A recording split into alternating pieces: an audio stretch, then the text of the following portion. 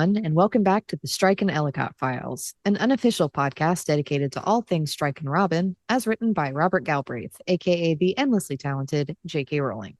My name is Kenz. I'm Lindsay. And I'm Pools. And today we'll be starting our reread of The Hallmarked Man, covering chapters 1 through 3, which takes us from Strike's drive up to Kent through the news Robin receives in the hospital. Please be aware, as always, that our discussion of The Hallmarked Man will often reference the ending of this book, as well as the previous books in the series. All the time, every single second we can, we'll talk about the ending. Yeah.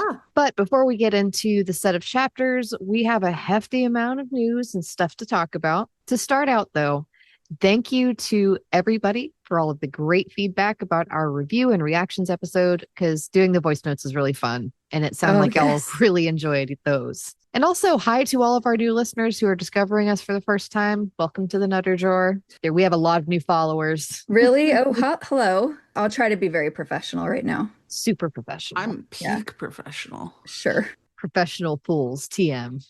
We've yet to see her, but we know she's there somewhere. I got to warm up. This is only the first up to this season. It takes a while to get into the groove, you know. Okay. I get it. But yeah, doing the voice notes was really fun. Yes. I'm so glad I thought of that. It kind of helped get the stress out as we were going. Mm-hmm. Yeah, it did. It was a high stress environment. Very. Well, according to my resume, I thrive in those. So. Oh. As a professional, that's one of the things I have. Yes. Okay. Speaking of things that people enjoyed, the listener reaction call-in was also so much fun. We've already said it, but thank you again to all the people who stayed to hang out with us. And big shout out to Elizabeth, who also helped mod the waiting room for us while people were hanging out and waiting to chat. Because from what I've heard, the meeting room was a lot of fun for everybody. I feel like we missed out. Right? I know. Yeah, we were in the boring room, I think. Yeah, comparatively speaking. All right, if you're anything like us, you are also chomping at the bit for Book 9 news. And the great news about that is that we have stuff to share. Book 9? Are people interested in that already? So Really? Weird. I know. I need a title so I can stop calling it Book 9. Book 9, I know. Yep, exactly. I need the acronym for my mental health. And I need the emojis too. If you could just hook it up. Any major themes you want to point out? You don't even need to tell me the full name. Just give me the acronym and let me guess for the next. Oh my 9 God, months. that'd be so fun. That'd be amazing. We just call it T something something. Like she did for Lethal White. Do you think that Book 9 is going to start with the? What have we had? The last We've had few have The started... Cuckoo's Calling, The Silkworm, Career of Evil, Lethal White, Troubled Blood, The Ink Black Heart, The Running Grave, The Hallmarked Man. I feel like it's time for a non-the. Non-the. Yeah. Mm-hmm. Yeah, I agree. Joe, just give us the letters. That would be so much fun. So Joe mentioned 3 times that Strike 9 is, to use her words, well underway, and has confirmed as of to the 29th of September that she is nearly done with part 1. Part 1. Nearly done with part 1. Okay. Yeah. You know, speaking of that reaction, the reactions that I have seen have ranged from excitement to disappointment that she's not further along. I'm just excited that she's writing it all, really. And she's been very quiet. She's been very quiet. I think something important to consider here is that we don't know how many chapters there are in the first part or how long those chapters are. And there very well could be a multi-chapter prologue for all we know. We don't know what's going on with that part. So let's not count our chickens before they're hatched, or however the hell the saying goes. I get the disappointment if you were hoping for a 1-year wait, because I think that this means it's more likely that it will be a 2-year wait. Yeah, but you're right. We don't know how many parts are in this book or how long there are. Ink Black Heart only had 5 parts, right? And that was a longer book. And how long has she been working on this one? Since the end of December of 2024. Okay, so that's almost a year. Yeah. Lethal White only had 2 parts. Okay, well, there you go. Lethal White was like blank and then part 2. Oh, yeah. Remember? I mean, okay, so she's been working on the book for almost a year. Definitely, I think that means it's longer parts. And that therefore fewer parts. Yes. But anyway, I totally forgot to mention we got a reply from Jo herself after we were done with the book. Oh, that was so exciting. It was so good. So I tweeted out from our account, "We adore you at J.K. Rowling, but after reading The Hallmarked Man, we're no longer a podcast, but an emotional support group. Hashtag very excited for book 9," which I think is true for just about everyone who's read this book. That they need a support group? Yeah. and that we're excited for book 9. And yes, that too. And she responded with, seeing quite a lot of these. I never promised it would be easy. To which I internally replied in Coldplay fashion that no one ever said it would be this fucking hard either. I immediately think of a line from Clue when Miss Scarlet's like, you ain't just whistling Dixie. I don't know what that means, but I think it applies. But anyway, what I actually ended up sending was there's no pride in having what you never worked for, we suppose. And then hashtag if you know, you know. And she liked that post. And I'm still laughing about her husband, Neil, feeling validated by everyone's reactions. I mean, poor Neil. He knew what's up. I feel validated by him feeling like, whoa, dang, this is hard, you know? So I feel better about being emotionally wrung out.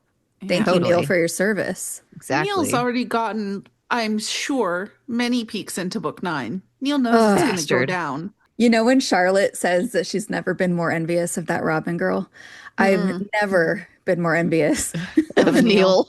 Yeah. Amen. But all of this leads into a pretty amazing tweet that Joe sent out on the 9th of September that said, public service announcement for Strike and Robin fans, many of whom are saying the same things in my mentions. I'm sorry about the emotional trauma, but I never said this would be easy. Hashtag the Hallmarked Man. Strike 9 is well underway, and this picture may have some relevance to it. Oh my gosh, the way I immediately made this picture my lock screen. Immediately. Yeah. The picture in question is Eros and Psyche by, I believe it's William Adolphe Bouguereau, which has a figure of a curly-haired Eros flying around while carrying an unconscious Psyche. Oh, and they're both naked too, which is, I think, very really the important part of that whole thing. I love that he has curly hair. And by the way, please go to my Twitter to check out the edit that Michelle made for us where Eros has chest hair and a prosthetic leg. I feel like you should pin that. I know. I love it. Okay, we need to do a serious deep dive into Cupid and Psyche. Eros, Cupid, same name. But I also want to look into the painting itself, just because I love the little fact that this painting is hung on the staircase at the Tasmanian Museum and Art Gallery. A staircase, you say? Very intriguing. I know. Indeed. So I'm going to read some of the comments from the Tasmanian Museum and Art Gallery about this painting, and it's in a video that I found on YouTube. We can link to it. So it says, this painting is showing the lovers at their triumph, united after many trials and heading to their wedding feast at Jupiter's table. And let me tell you, I love to hear about lovers at their triumph and heading to their wedding feast. We sure do. Is there a pub in London called Jupiter's Table? Oh my gosh, anything with Jupiter? That'd be a great place to have a little wedding party. Yeah. Kenz, are you sure that Psyche's unconscious in this one? I was pretty sure that she was, because like I thought that he had to like bring her from, I was assuming that this was like right after. Yeah, like brings her up. Because she's in a coma and then she has to be like awoken or whatever. What I read is that from this video, they say Psyche's head is thrown back in ecstasy and her hand is up on her chest to indicate her smitten heart. It's true that that hand does not indicate being passed out because your hand drops. However, this is also just an art. I didn't get unconscious from what I was reading about it. Head thrown back, smitten heart is a mood. I'm really working to manifest this whole vibe for Robin in book 9. So it says Cupid is holding onto her waist as he, and these are the words in the video, drops honeyed words into her ear. You know, I'm getting murmuring endearments from this. I know. And I want it. Honeyed words in her ear is definitely an improvement from shouting at her in a dingy stairwell. Although, you know what? That has its own charm. Yeah, it sure does. Both. Anyway, so it says he's draped in blue, like the sky, which is his realm. And that reminds me of Strike's blue shirt. It says Cupid is the active force, drawing Psyche upwards with his finger pointing up. They call the work blatantly erotic. And lastly, they talk about the story and how Cupid wounds himself with his own arrow, and Psyche too is wounded by the arrow. So they are not only in love, but the embodiment of love itself. So very sweet to apply to Strike and Robin. some people said they weren't going to be optimistic about this picture because they don't want to get their hopes up. I'm full on gonna do it. That's, Yeah. yeah. We Yeah. don't hold back our No. optimism on No, this no, no, no, no. podcast. My No, hopes live in the sky. full speed ahead on this. Yes. J.K. Rowling was responding to the collective freak out response to the Hallmark Man. And it's kind of in the same way that she did after Ink Black Heart when she said, "Trust me, I have a plan." You know, it's the same Mhm. kind of thing. The plan She is is that you suffer. she's Sorry. But you're going to letting be us happy about know. it. Yeah, she's letting us know that it's going to be okay. And Strike and Robin will have their moment of triumph after many trials. And of course Make they a are. triumph. Obviously, that's what this is. Yeah, they're going to make it through all of that. Now, I'm still not entirely convinced that they're getting together in book 9, just because it feels like the space between them is so big right now that I would be astonished if they were able to work through all of it in that book. They're But practically engaged. That's true. Basically engaged at this point. I mean, all she has to do is say yes and bam. The other boyfriend is a minor issue that Yeah. can be solved very quickly. Yeah. easily remedied. Easily remedied with a bus. Regardless, it's very, very promising indeed, especially for those who were doubting that Strike and Robin's relationship arc would pan out, which, couldn't be me. No. No. Some of us have the faith. I'm not saying, oh, this is the beginning of book 9, Oh, no, no, no. No I don't way. I don't Probably think not. that No, no, no, no, no. no. But No, I think definitely that's not. where we're going. Yeah, no, totally. Yeah, Because it's a that's great where we're sign. headed. Yeah. And it's also really exciting because this gives us something to play with while we wait for more clues. Hmm. We can go through the story of Cupid and Psyche and try to connect it to Strike and Robin or make predictions from it.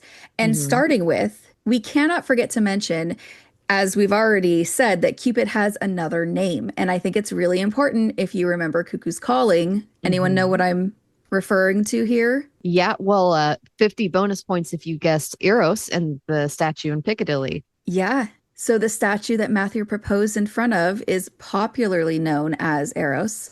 Hmm. And that's how Robin refers to it in her thoughts. But I have zero doubt that J.K. Rowling knows that that is actually the statue of Anteros. Hmm. Of course. And it just makes me think of how Robin thought that Matthew's proposal had been the most perfect proposal in all of matrimony, right? And how that line just stands out like a sore thumb as foreshadowing. And now we have Murphy's proposal that's going to be the worst proposal in all of matrimony.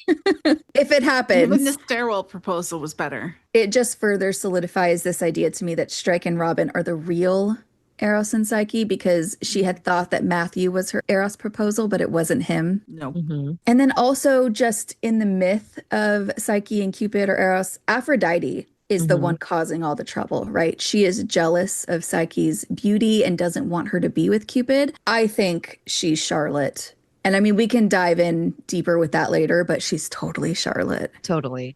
Something interesting about the relationship between Eros and Aphrodite is that there's been some dispute as to whether or not Eros was one of the primordial gods that arose from chaos, so it doesn't have any real parents, or whether he was a son of Ares and Aphrodite. And it just reminds me of the aside in this book about Charlotte talking about whether or not she and Strike were secretly related. It's just an interesting little connection. God, she's so weird. She's so weird. Who finds that exciting? I don't think that Charlotte would do what Aphrodite did in the retelling I just read called Psyche and Eros by Luna McNamara. You mean she wouldn't take a dump on the floor in dove form? I don't think so. I just don't think Charlotte has that in her.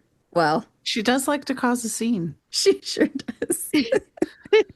When I read that book, my brain did not take in that Aphrodite had turned into a dove. I just read And the same thing happened to me when I read it. So I was like, whoa, wait a second. Hold on. I was like, I'm sorry, what? You defecated on the floor. How? So What? Why? ungoddess-like. I just couldn't believe it. Like, I'm going to retaliate against you by taking a dump on your floor. Even as a bird, it was a little much. I don't think Charlotte would do that. Anyway, we will talk about this story of Cupid and Psyche in detail because I'm really interested in the trials that Psyche goes through. And I'm wondering if we can match these up with Robin. So I think that we will do that on our next episode because otherwise we'd be here all day. Absolutely. Sounds like a good idea because, Yeah. again, we'll be here for like 500 years otherwise. What else do we have? we have a strike 9 header. Woohoo! Very Woohoo! exciting. You know, ask and you shall receive. Mm-hmm. That was this because we were talking about wanting a new header and not wanting to ask too much. And oh, we need a new header. And then she did it. And I'm like, Yep. I love how she snoops. It's like, oh, you want a new header? Oh, okay. Yeah, I can do that. Yeah. We're well fed. But yeah, the picture is of Tower Alley in Portsmouth, which is quite southern compared to like the previous York location that we got. So we are saying Portsmouth, not Portsmouth. Not It's Portsmouth. Portsmouth. I assumed it was, but I just wanted to make all the Brits cringe by saying Portsmouth. Either that or talk about how I write the date. That really gets them going. We're saying that you like ketchup with your roast potatoes. Still So fucking many offensive. options. Anyway, it's not quite as far south as St. Mawes, but it is competing. Okay. Very, very far south. It is apparently a port city in the county of Hampshire. And I'm already getting excited because it's by the sea and we tend to learn things about Yes. Strike's character by the sea. So I really hope that By he the goes beautiful there. sea. Yeah, that was my first thought as well. Mm-hmm. I was talking to our friend Jack, who had some thoughts because he used to live near there. I hope he doesn't mind me sharing his thoughts. In the picture, you see the round tower. The tower is the fortification at the entrance of Portsmouth Harbor. So maybe they're going to go there. The ship is sailing into the harbor, so to speak. Yeah. Jack says that Portsmouth is the headquarters of the Royal Navy, which could be funny because you know what Shrike says about that. Yep. Jack also says Tower Alley is near to where you can get a ferry to the Isle of, is it Wight or Wit? The Isle of Wight. Yeah. I think The it's Isle of Wight. Okay. It's in a Beatles song. Thank you to the Beatles for that. I'm pretty sure. I'm now questioning. My immediate thought was, ooh, lots of road trips because we already have the one in York and now this. And then I'm just backing up like a truck, like beep, beep, beep, beep. Pretty much. So that definitely means that Strike is going to end up getting hit in the face with gardening equipment and then slipping Yeah. and falling on things in an almost cartoonish way whenever he goes to Portsmouth. Well, there we Maybe go. add in some other way that he can be disfigured, maimed, or Aw. injured. Be a mess. Poor Because, Corm. Poor Strike. why not? Apparently, I love him. putting Strike through too much hell does not. Yeah, apparently getting hit. Yeah, remember when she said that? Remember when she said, "I don't put them through too much." I'm like, hold on, Joe. Like, wait Joe, a second. we need to discuss our definitions of basic words like hell. 'Cause I feel like there's a fundamental misunderstanding of what too much hell is. Aw. Oh, Anyway, anyway, regarding Portsmouth, I know that this is absolutely wild speculation. I'm aware. Yeah, But I go just for it. have to mention that Portsmouth is an important location in Mansfield Park by Jane Austen. Okay. Ooh, okay. The last third of the book takes place there. The heroine, Fanny, who has lived with her Richie Rich, annoying aunt and uncle her whole life. She lives with sent Macaulay away. Culkin. What? Sorry, nothing. Go ahead. Thank you, Kens, for laughing. She gets sent back to her parents in Portsmouth because she's pissed off her rich uncle by turning down a marriage proposal. Okay. From a man, Henry, who's genuinely is into her, but she has doubts about his moral character. Sounds Her familiar. mother, father, and like a million siblings in their dirty shack in Portsmouth. Mm, And she was living in a very nice, yeah. it's all very impoverished and degraded. But anyway, so this guy, Henry, follows her there. He does his very best to woo her and convince her to accept his proposal. And she almost gives in and agrees to marry him. She almost does it. But at the last minute, she's like, no, I know it's not right. I know that you're not The one. the kind of man I should be marrying morally. Yeah. Also, I'm kind of in love with my cousin. Okay. It's a husband situation? It's a husband situation, yeah. Okay. In the end. So I'm just saying, she says no, finally. And then she's proven right and gets to go back to the rich house and marry her husband. I'm just saying, this scenario seems relevant to a certain person in these very books. Put off by the cousin thing right now. Sorry. We're gonna ignore the cousin bit. I can feel it in my body. Just there will be no cousin. I'm just saying, I have been dying for Jane Austen epigraphs for a long time. And the book said immediately after a disastrous first proposal would be the perfect time for them. absolutely perfect time. Sure. I've been honest about how I felt about the one Austen book I read, but I think that, Persuasion, yes. yeah, I think that I'd love the epigraphs in a way that I can't love the Yeah. books, you know? Yeah, because they're like the romantic or the funny bits and without the walking that you don't like. Oh my God, so much walking. They're hot girl walks. It's important. For your constitution. Sure. Yeah, exactly. They literally invented the hot girl walk. Sure. But, I'd be here for that. Maybe Yeah. I'd develop an appreciation for them. I still need to read Pride and Prejudice. You've never read Pride and Prejudice, Kens. I have not. I got a Should. really It's great. fancy Barnes and Noble I version that they love the did. Barnes and Noble fancy versions of all the books they have. They're so Yeah, yeah. cute. So I had gotten like one of Pride and Prejudice 800 bajillion years ago, and I haven't read it yet. I need to get for just my strike collection. They have Jane Eyre in a fancy, Oh, fancy, love fancy. it. And then they have Hmm. Grey's Anatomy in a fancy little thing. Ooh. The So medical text, the medical not text, yes, not yes. the 20 million season long medical drama. Yeah, I really want to get those two fancy ones Yeah. because Mhm. it'd be so nice on my little strike shelf. Here's another thing I know people are dying to hear us talk about. There's a video on the Robert Galbraith social media pages that has Joe saying that book 9 picks up 5 minutes after Hallmarked Man. Oh my Five God. minutes. That's not even enough time for Robin to get to the Ritz. She's like on her way there. Yeah, we all went to Google Maps. Yeah, yeah, yeah. Hmm. Joe knew the bomb she was dropping with when this video. Oh my Yeah. God. Hmm. Oh my 100%. God. Ever since this bit of news came out, and every time that I've thought about it since, I start getting pre-book anxiety and butterflies again because it's so exciting. It is so exciting. It reminds me of, it must have been an interview for Lethal White because she was talking about how the prologue was going to open up right after the end of Career of Yes. Evil. And she Yeah. said something like, well, after I left it, I had to do that. It's only fair. Same vibes. She knows what we need after emotional trauma like that. Yeah. It's not a time jump. Hallelujah. It doesn't mean we won't be getting a time jump, No, but I know, I've thought but about it in my head. I've thought about it. Obviously, I thought about it in my head. Where else would I think about it? I thought about it. We're in 2017, right? Hmm. So we have about 2.5 years left before COVID hits, right? So Hmm. yeah. my thought process is that we will not be going past 2.5 more years. No. So if there's a time jump, I don't think it's going to be big time jumps going forward for the next two books because I think that we're pretty much at the end of that little timeline. We don't have a lot of time left, I agree. And that's coming from because she said she wasn't sure that we were going to see COVID in the books. So I'm assuming that we're not. Same. This almost certainly is picking up in Robin's head on her way to the Ritz. And that is something that I am both excited and terrified of after the roller coaster that was Hallmarked Man. Yeah, totally agree. I'm so excited that we're getting the Ritz again. It just has Ritz this 2.0. nostalgic vibe. I mean, Mhm. nostalgic from 3 years ago, but Yes. still, Hmm. I'm really hoping, just based on how huge the opening of this book is going to be, that they just Mhm. embargo the shit out of this Oh book my when it God, comes out please. and just don't put up any Please, samples at please, all. please. Yeah.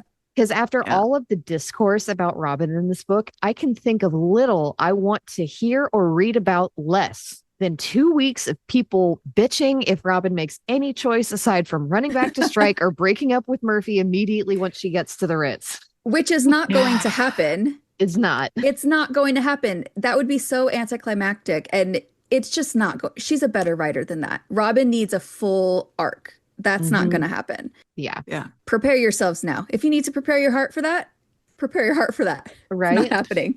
Might want to take up some hobbies.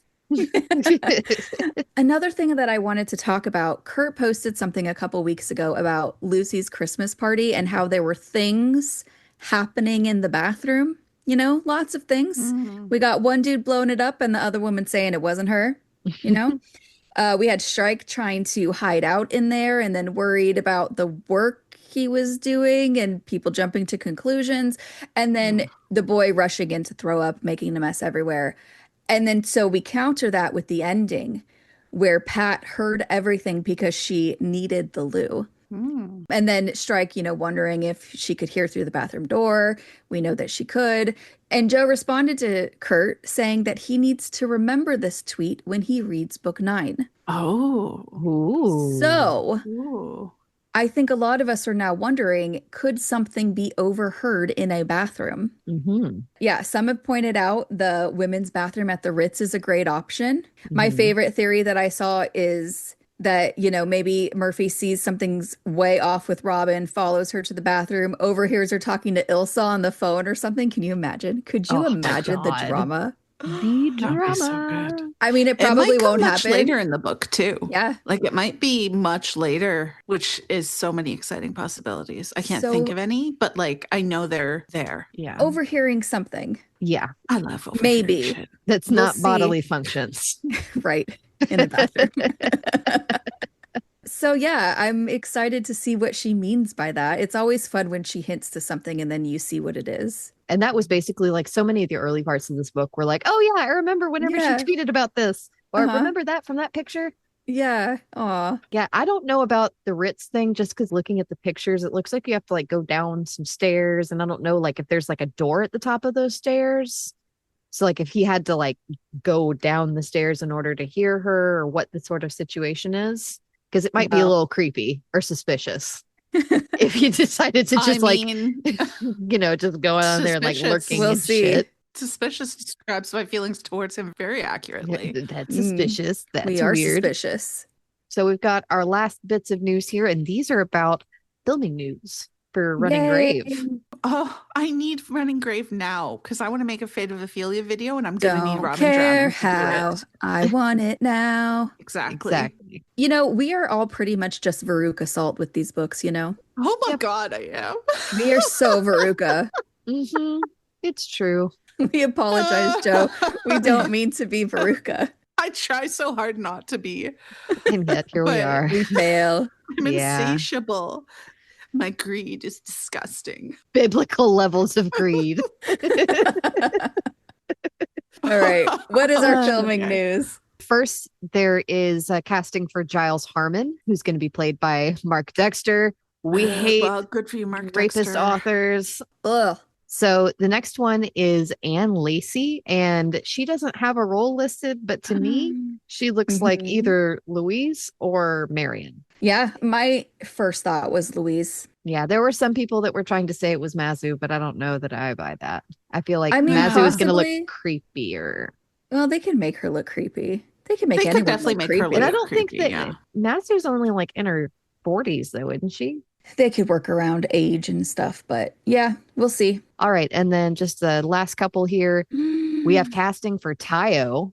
Ugh. Ugh. Yeah, which, ugh. Ugh. And he's being played by Joel McCormick. Okay, okay. A lot of people are saying that he looks too pretty for Tayo, but I think that with You makeup can ugly and- him up. You could ugly him up. Yeah, I know, but imagine casting someone who actually looked exactly like Tayo and then being like, you're perfect for this. You can't do that. You can't be like, you are just the right amount of ugly. This is what we need. They This is can't. perfect. You guys got to count on the makeup and stuff. And they do have a good makeup team. Yeah, it'll be fine. We have confirmation that Nick and Ilsa are back. So Yay. that's Caitlin Ennis Yes, Edwards both of and them. Ian. You know what that Ashford. means. And Ian hasn't been in the series since Career of Evil. It has been a I long know. time since I we've am seen so it. missed excited him. because we know that this means. There's going to be a christening. I think so. Oh, Yeah. Come very on, excited. everyone cross their fingers for Strike holding a baby. Right? Everyone, Oh, I got him crossed, baby. please. Yeah. Extra crossed. We haven't seen it on an official website or anything, but Stephen Hagen, who plays Murphy, posted that he was at a table read. Yes, and still a Mhm. dick, even though they got his name tag wrong. Yeah, they put Ryan Murphy, but we asked him about it, and yeah, Yeah. he's And there still were a turd. some notes on one of the actors' CVs that said that they were going to be shooting until January. Okay, so over this winter they're shooting. Yeah. Yep. I wish them all good health in the flu and cold season. Right? Yeah. Shooting a show, that must be. Yeah. Yeah. I've said it so many times, but I love getting casting info. It just builds the hype for me around filming, and I'm so excited to see The Running Grave adapted to TV because it's going to be Same. so good. Oh, so good. Thank you to Lucy, our TSEF casting correspondent, for keeping the info coming. We'll Mhm. post it as we hear more. Yeah. Very exciting. And then I guess just one last thing is kind of a PSA. Is it a PSA? If it's a request, what do we call it? I think it's just a request. Okay. Well, one last thing I wanted to throw out there before we start with the chapter. I know that the majority of our listeners and strike readers in general are women. I've seen the demographic on our on our Our listener Spotify thing. thing. Yeah. I feel like this is really the man's book, you know? We're Hmm. dealing with a lot of male issues like male friendships and loneliness, men's mental health, being falsely accused of something, the impact that can have, fatherhood, what it means to be a good man, ignoring other men's bad behavior, et cetera, et cetera. There's so much. So I'm really asking for our male listeners to please reach out during the season because I want to hear your perspectives. I want to hear your thoughts. If the three of us are women, we might see certain things differently or not be able to relate. And I think with this book especially, it would just be really valuable to get some insights or hear how you guys are reading and interpreting these issues. And from any therapists too, for Robin's side of things. What if there are men who are therapists? Their perspective is welcome as well. Amazing. If you got thoughts and you're a therapist, I want to hear from you. It's not what I thought you were going to say. I thought you were going to say, if you have thoughts and a penis, I want to hear from you. Something I've never said in my entire life. Sorry. Shocking. I just thought you were going to make the crossover joke. Okay. Good PSA. All right, the opening epigraph for this book. I have dipped in life's struggle and out again, bore specks of it here, there, easy to see. When I found my swan and the cure was plain, the dull turned bright as I caught your white on my bosom. You saved me, saved in vain if you ruined yourself, and all through me. And that is from The Worst of It by Robert Browning. I swear there's a line in this book, and I'm pretty sure it strikes thoughts about Robin that totally reflect the sentiment of this epigraph. And I thought, I should really make a note of that or highlight it. And then was like, no, I'll No. You remember. put a pin in it. Yeah, yeah. Yeah. I think it's towards the end. It's going to drive me crazy. We might have to wait till we get there and it clicks with me again, but I really thought I'd remember. Is it this bit from chapter 109 when Strike is driving to Charlotte's mother's house where it says driving along the motorway, Strike thought how very fitting his first contact with Robin had been, Robin blocking his path back to Charlotte, him nearly killing her in exchange. There was a blunt bit of Yeah, symbolism if he'd ever met Yes. one. it might Yeah. be. Yeah, yeah, that That's makes it. sense. And that's basically what we'd speculated when we did this epigraph in the sample episode, didn't we? We were also thinking about it from Decima. I thought something that she did to cause his death, you know? And also we were getting excited about swans too. Well, yeah, obviously. Sure were. So many sad single swans. Having read it, I definitely feel Rupert in this. Mhm. You know, he didn't have an easy life and he thought that he had found his soulmate in Decima. Their love saved him, but now he feels like he's ruined Decima because of what he found out. But I think it could also fit with some of the other missing men. Yeah, no, totally. Tyler and Chloe / Yolanda. Yeah, which is really depressing because he tried to save her and they both died in the process. Exactly. It's just wall to wall star-crossed lovers. Aw, and that's what Strike and Robin, they're very star-crossed in this book, aren't they? You know, Mhm. nothing is working out, but luckily for us and for them, this isn't the end. Mhm. But that theme with the couples we see in this case, it certainly reflects their relationship in this book. You know, when we first saw this epigraph and the title, The Worst of It, Mm. I was a bit stressed. Mhm. I was a bit stressed. But now I'm like, this is great. Because if this book was the worst of it for Strike and Yeah. Robin, which it was pretty brutal, then that means we're on the upswing now, baby. Yeah. We're Yeah. getting brighter and better. There's light at the end of the tunnel. This was the Mhm. tunnel, you know? Mhm. It's a good sign. I actually read a really great Reddit post about this the other day. This person said, Niall Semple was saved by Little, who dragged him to safety but died trying to fetch water. Little Aw. ruined himself in the act of saving Semple. Similarly, Tyler Powell tries to save Yolanda, seeking security and a future for them both, but they both end up dead. For Rupert and Decima, love turns the dull bright, yet it also destroys them with the tragedy of their unknown incest. Oh, yeah. Worse than husband. Exactly. It's So worse much than worse. husband. So much worse than husband. And then there's Strike and Robin. Robin saved him by staying by his side even when loyalty seemed unwise. But at what cost? She's carried trauma after trauma, and now, in trying to move on with Murphy, she's only hurting herself more. And then there's Charlotte, who Strike refused to save as he knew he would ruin himself by doing so. The epigraph shows love as something that can both save and destroy. It can lift someone up, but it can also wear down or even break the person who gives too much of themselves. It suggests that love isn't truly saving if it costs you your own well being. To really love someone, you have to be able to stay whole yourself. Otherwise, what you save ends up being lost anyway. I love that. Who said that? That's great. I believe it's Tufi to Faye, I think. That's their username on Reddit, but I'll put a link to the post in the show notes as well. I mean, I think that pretty much sums it up. Yeah. It was every single instance in this book of love in different forms. Yeah, I think the only thing that's missing in that is the stuff with Danny, but Brotherly love, I guess, and him feeling like he's ruined the family. Yeah. Right. His brother is like, I protect the family. Yeah.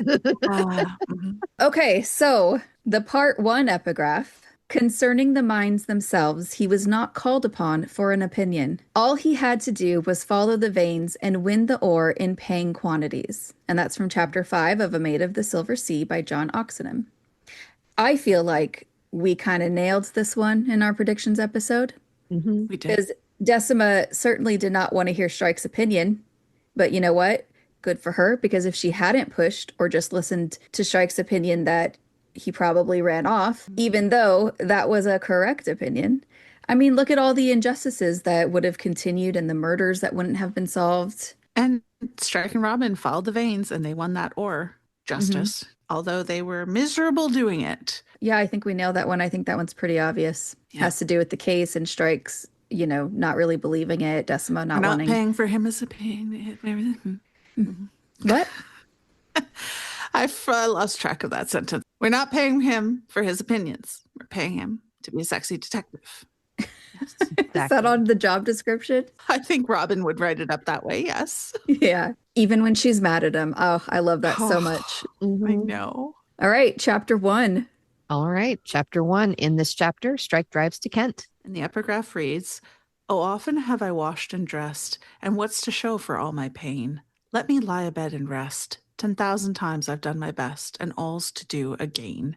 And that's poem 11 from Last Poems by A.E. Houseman. Again, I think we talked about this one, and it was pretty much Strike. Strike is having a time of it. Tired. He's tired. He's depressed. It's still relatable as hell. It is. He's done his best, and he'll keep doing his best, but he keeps getting knocked down. Yeah. Not getting the rewards and having to keep at it. He gets knocked down, but he gets up again.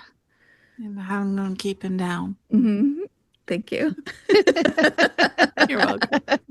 So Strike is driving up in the pouring rain, already setting a tone, which is a gloomy one. Opening on Strike in a car alone when he's supposed to be there with Robin is a very ominous sign in retrospect. They hardly drive anywhere together in this book. Previously, as we've talked about, some of the most honest emotional moments happen when they're in that car together, right? It's a significant emotional place for them, obviously. See the Land Rover charm. Yeah. I don't think, we'll have to check this, I don't think they're in a car together in this book until that horrible Valentine's Day, which actually turns out to be the place they pretty start good one together. Yeah. Right? These two need to be in the car together. We need it. They need it. But we do get RFM out of this opening, and I love that for us. Yep. I think I like this better than TPM. I mean, they're both good. They are, though I think that ever since we got Ryan fucking Murphy, I think that I, and a lot of other people too, just fully latched onto it. Because calling him a prick just does not cut it anymore. No. He's Ryan fucking Murphy. So we all first experienced this part of the book from the audiobook sample being released, right? Yeah. When was this one released? On the 9th of August. Oh my God, it was so early. We had So to early. Wait so I long. was not ready. And I have to give it to everyone who had suspicions about Robin not really being sick, because I thought for sure she was just sick and that this wasn't a big deal. I was hoping that she wasn't sick and Murphy had kidnapped her and would get his comeuppance, but I was incorrect. Yeah, that was pretty incorrect. I don't think I saw anyone guessing an ectopic pregnancy. Did either of you? No, I did not. And for the people who No. called me out on Twitter, yes, I am speaking to you from the inside of the toughest Godzilla suit imaginable on the surface of the sun. I was so loudly wrong about this one. So kudos to the people who got it right. Rachel texts me, I knew it. You know what? They get to say, I told you so. Yep. You've earned it.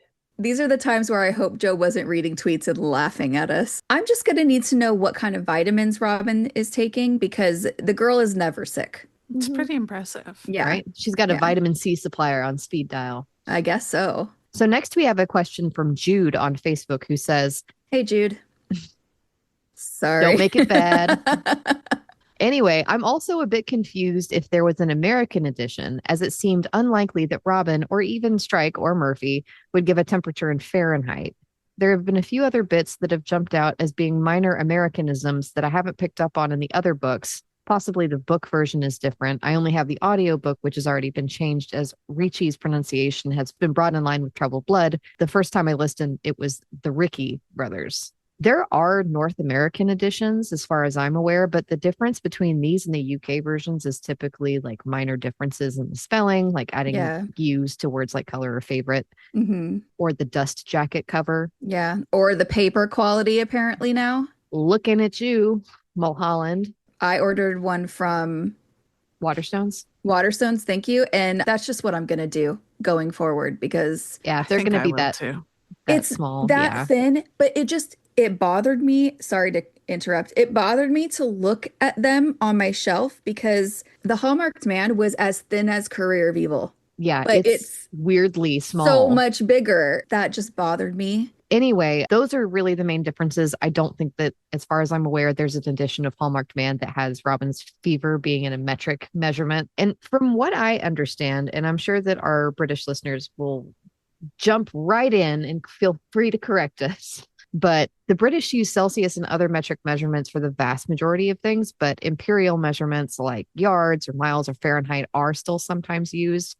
But Google tells me that Fahrenheit's more often used with people aged 60 or over before the UK switched over to using Celsius exclusively in the early 70s. And that tabloids will sometimes use Fahrenheit when they're talking about extreme heat because it sounds more impressive. That is true. Yeah, which may be why Joe is talking about Robin's fever, quote unquote, in these terms here, because 104-degree Fahrenheit fever sounds a lot more severe than a 40-degree Celsius fever, even though it's the exact same temperature. That makes sense. I don't have an answer for you. I mean, it sounds like there's like Americanisms that just kind of seep their way into British culture. The cultural imperialism of American television taking over everyone. Yes. Yeah. You're welcome. We watch a lot of American TV. Well, it's your fault then. I agree. Yeah. Anyway, we'll talk about Robin's illness, quote unquote, later, but in a way, I mean, Strike's grumpiness about Robin not being there, I find it cute. It's adorable. I find it endearing. You don't waiting for it. He was just so looking forward to spending time with her and being in the car together. It's clearly one of their favorite things to do together so far. So it's so sweet. So far, I So caught that. Yeah. We all caught that.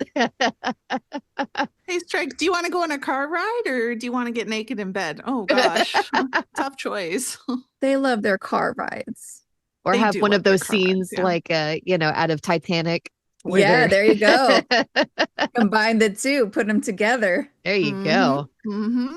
Get a car-shaped bed, race car bed. Like Monica on Friends when she accidentally gets the race car bed and Joey's playing in it. Anyway, I totally get what you mean. I'm just thinking about all of the sweet moments that we get between them in the car, even just in recent memory, like the I don't want to lose you thing, Robin's hug with Strike after Chapman Farm, the dog bite scene in this book. So good. So good. Cars are definitely one of their things. Yeah, it is. The car's a place of connection for them. And I'm starting to form these new ideas about, the old Land Rover dying and Strike buying a new one. I don't know where I'm going with it. It just feels important that their place of connection is now theirs. It does feel important. It does feel, and not just because practically it's a huge thing tying them together. And next step is buying a flat together. Right. Not just that.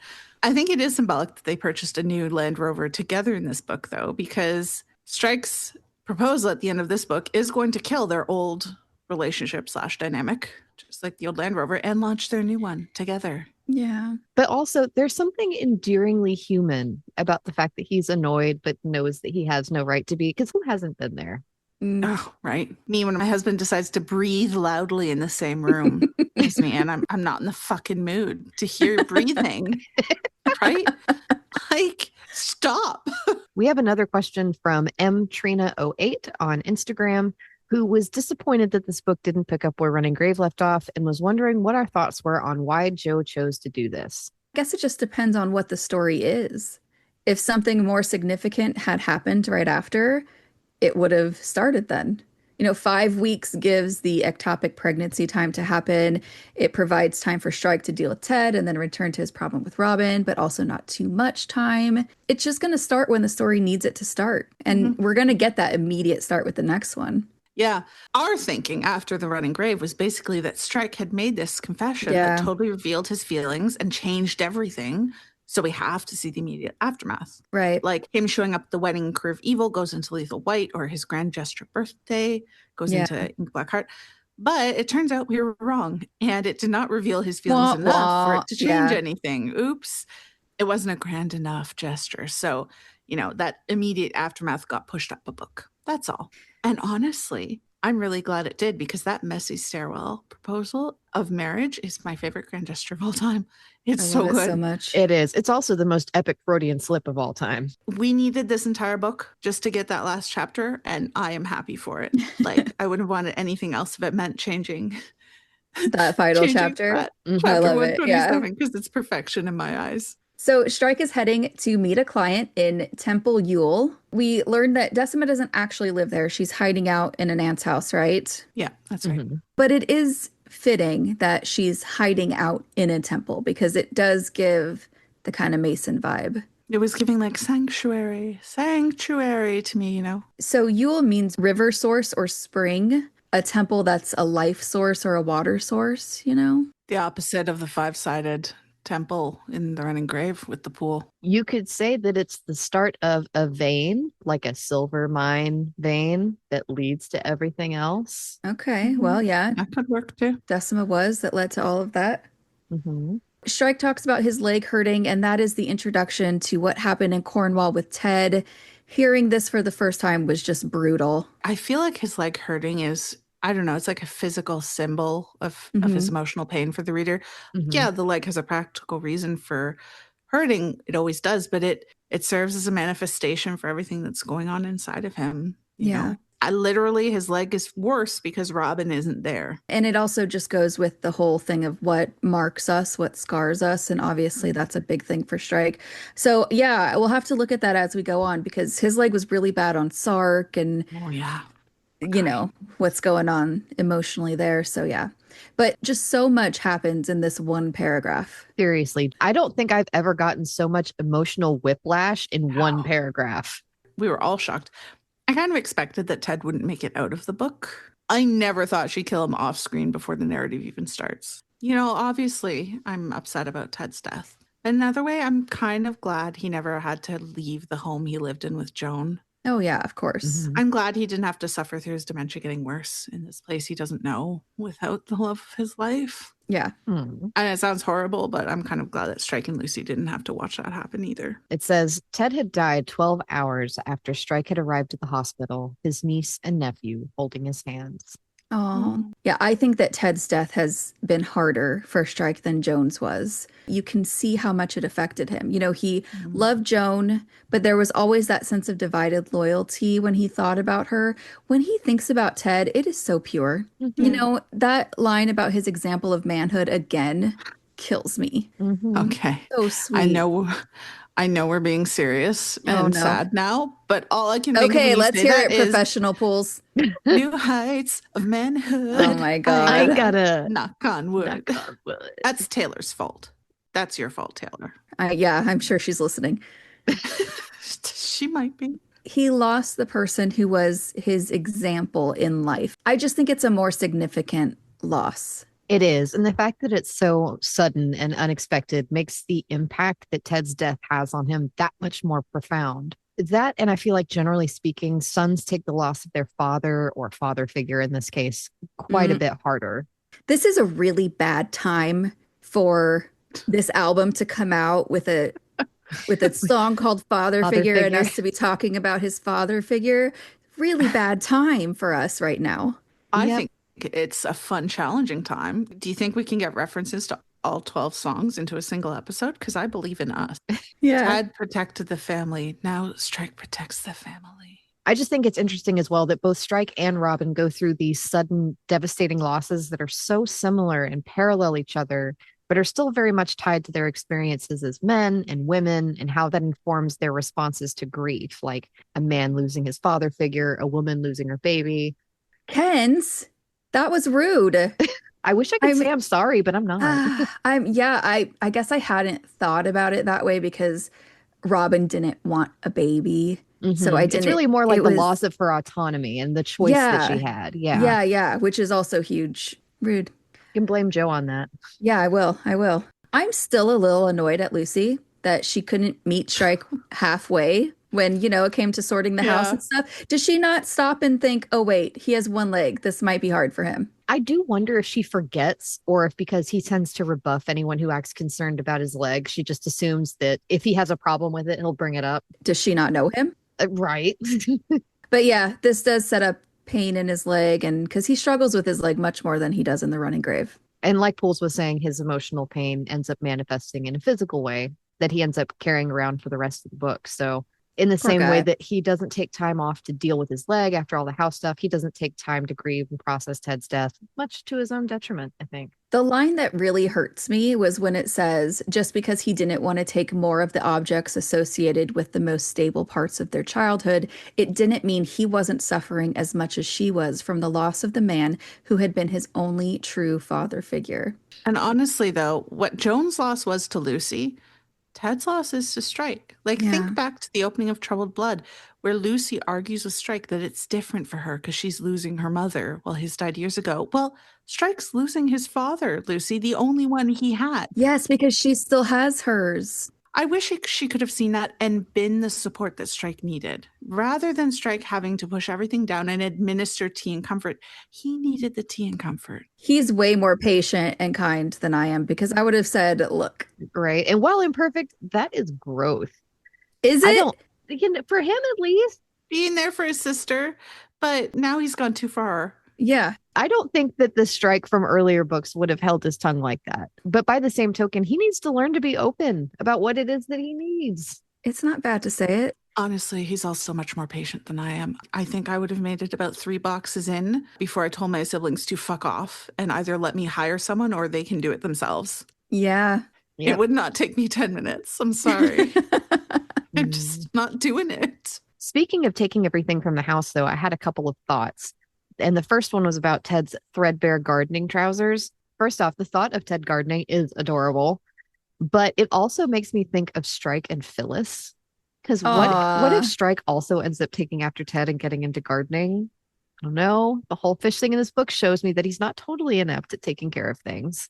Definitely not. I would just love to see some reason next book for Strike to take care of Phyllis and Robin's other plants as a sort of parallel to Running Grave, except he does a great job taking care of them and nurses them back to health if they have issues rather than killing them, lying about it, and then buying new ones. Looking at you, Ryan fucking Murphy. He totally would do better because, one, Strike takes his responsibilities seriously and also knows how to Google stuff and then put what he's learned on Google into action. He is a man of action. Also, I think he does have a nurturing, caretaking instinct that maybe he doesn't even recognize. I think it comes out as him being protective and trying to save people and being the one who moves the boxes and makes the tea and does the practical stuff, like gets the job done. That's his caretaking. Yeah. Also, I really want him to buy a flat in the next book to show Robin he's serious, like a bowerbird building a nest. Then she could show up with a plant for him as a housewarming gift. It'd be so Maybe like a cute. cutting from Phyllis. That would be really If cute. Robin gifted him a plant, he would care for it so well. I mean, I love the idea of Strike buying a place because I think it's really plausible since Yeah. it was mentioned in this book. Yep. And I think that Strike would make sure that it was a place that was big enough for both of them. Oh, yeah. Either ask her if she liked it or just know if she would or not. just to show her he's really 100%. serious. 100%. I think it's possible. He would be like saying, oh no, I need your advice. I need your help. Can you come look at the place with me and tell me what you think for every single one? Yeah. Yeah, 100% he would. Also, no, he still has a chunk of money. I know it would match up because it's been mentioned in this book where she's literally thinking about that. And then also it reminds me of Ellen when she's looking at places and he's like, why does she want Oh my opinion? yeah. He's going to be doing the Yeah. same thing. Yeah. Yeah. But now he's the Yeah. in-law. It's not mentioned, but I'm curious if it'll come up later. I'm assuming that Ted bought an engagement ring for Joan whenever he asked her to marry him. It was a fairly popular fanfic idea a while back that Strike gives Robin the engagement ring, but I'm starting to wonder more seriously about this happening. Oh, Kens, have you been snooping on my Pinterest? Because was I looking up 1960s engagement rings starting about 5 minutes after this book ended when I had that thought? Maybe. Do you have any pictures? I want to see. I didn't find the one. But I Okay. did find a bunch of cute ones. I'm still looking. Okay. I can see why Strike wouldn't give it to Charlotte. I mean, quite aside from the whole, I don't need a ring, just put the money into the business lie that she told him. I don't think Charlotte would appreciate the sentiment behind the ring given after 7 long, painstaking years of writing letters back and forth, getting to know each other and falling in love. But Robin would, especially given that that's how long she and Strike have been doing that exact same thing. So and you just cute. know that Ted and Joan were best friends whenever they were alive. It would just be so cute. I mean, I'm never going to say no to this idea. I'm 100% on board. And this whole scenario has been a big part of my night stories for weeks. And Robin would be so touched and so happy. And I assume that Lucy's kept both of Joan's rings. Yeah. Probably thinking she'll pass them down to one of the boys for their future wife. So Strike's going to have to go and have that conversation with her about needing the ring to give it to Robin, which I would love to see because I hope to God that in this conversation that's completely imaginary in my head, that it includes him telling Lucy that, oh yeah, actually he already proposed in the middle of an argument in a dingy stairwell by shouting at her while she was on the way to dinner with her boyfriend, who was also definitely going to propose, who's not Strike. I want to see Lucy's face when she hears that whole train wreck because I think it would be so funny. It would be, especially after that whole speech in Running Grave about how, oh, it's okay if you don't settle down. He wouldn't have given the ring to Charlotte for all the reasons you said, but also because Joan was still alive. So, yeah, there's that. so presumably still wearing it at the time, And also, I'm pretty sure that if she'd had an inkling that Strike would want to give that to Charlotte, she would curse the hell out of that ring. Yeah. She devils get no rings. She would come back and haunt Strike's ass if he gave that ring to Charlotte. Back to Lucy getting mad at Strike about not wanting more things, though. It's such a contrast to later in the book when Robin tells him that he isn't an object person. Exactly. I'm sure that Greg is going to be thrilled to have this new pile of boxes with Seriously. Old gardening trousers and jars of buttons cluttering up the basement. And you know what? I'm on his side. I'm on his side too. For once, I'm on Greg's side here. Because Lucy, what are you going to do with the trousers, honey? Let them go. Give them a Viking in a quilt funeral. or something. Yeah. I was like, Lucy, you got to let some stuff go. Yeah. We're cruising for an episode of Hoarders here, honey. Yeah. Love me some Hoarders. I can totally see how both of their attitudes are actually related to their childhoods. That trauma, it manifested itself in opposite ways. That's all. Because they grew up not having a safe place to keep stuff, having to move around constantly. So Lucy hangs on to things because she couldn't as a kid, whereas Strike rejects things because that's what feels familiar to him, right? Having nothing, that's what feels safe. Speaking of Hoarders, that's how a lot of episodes of Hoarders go. Yeah, diving into the emotional trauma. Yeah. We have seen Strike starting to change a bit, first with Jack's drawings and homework, which was adorable. And now with these mementos of Ted he's taking. He and Robin need to take a picture together. God, I need it so much. Put up a little cute selfie. Or the whole agency take a photograph and he insists that Pat be in it. They could do it for Pat's birthday. But then Pat needs to be like, can I get let's get Pat's one of the bosses. Pat's my girl. She'll do this for us. I know. Okay. Yes. Put it on the wish list for book 9. Boss up, settle down, get a wish list. I just want you. I just want a picture of Strike and Robin. Yeah. Aww. Yeah. Okay, so what Strike took? He took Ted's Royal Military Police red beret, his old fishing hat, a wooden priest, and old photos. It does make sense that he'd take that red beret in the photographs, just from what we know of him. But him taking the combination of the fishing hat and the priest, which hits fish, it made me think that some of his best memories as a kid were of Ted taking him out fishing, just the two of them, Yeah. like Aw, Oh, dad, that's sweet. like a Yeah. dad Yeah. does. So I thought that the old photos were going to be the thing that came back to be important, but I kind of like the priest even more. It wasn't what I was expecting of Ted's old things. Hmm. It wasn't some clue to the past that we thought we were gonna get when they go through the house. But this priest was Strike drawing strength from Ted and looking to Ted's example. He hung it up. He was like he consulted it when he was holding it and thinking, and he took it with him. hmm. It's very sweet. But having said that, I do want to know more about those pictures. Yeah, me too. Because it had to have meant something, right? Like we know what one of them is, but like, are there other old pictures of Leda? I Is it Ted and Joan, know. Lucy Strike and Ted Joan together? Like, what is it? Yep. So, nearing towards the end of the chapter, we see that his low mood hasn't improved his initial impression of Decima Mullins. The Hmm. first thing is that she has the kind of accent he associated with wealthy wives who want to prove their husband's infidelity or criminality in hopes of securing a good divorce settlement. I feel like his annoyance, at least partly, has to do with the chip on his shoulder that he has about people with wealth and a healthy amount of being jaded from the work that they do. There's probably only so many people like this that you can help before it starts to grate on you a bit, regardless of how many bills it pays. It all stems from that dislike he has for wealthy, entitled, upper class people. See, I was going to take a more romantic view of this and say that I think that Strike doesn't like the kinds of people who just marry for money and don't really care about their marriage ending. All they want is the money. Hmm.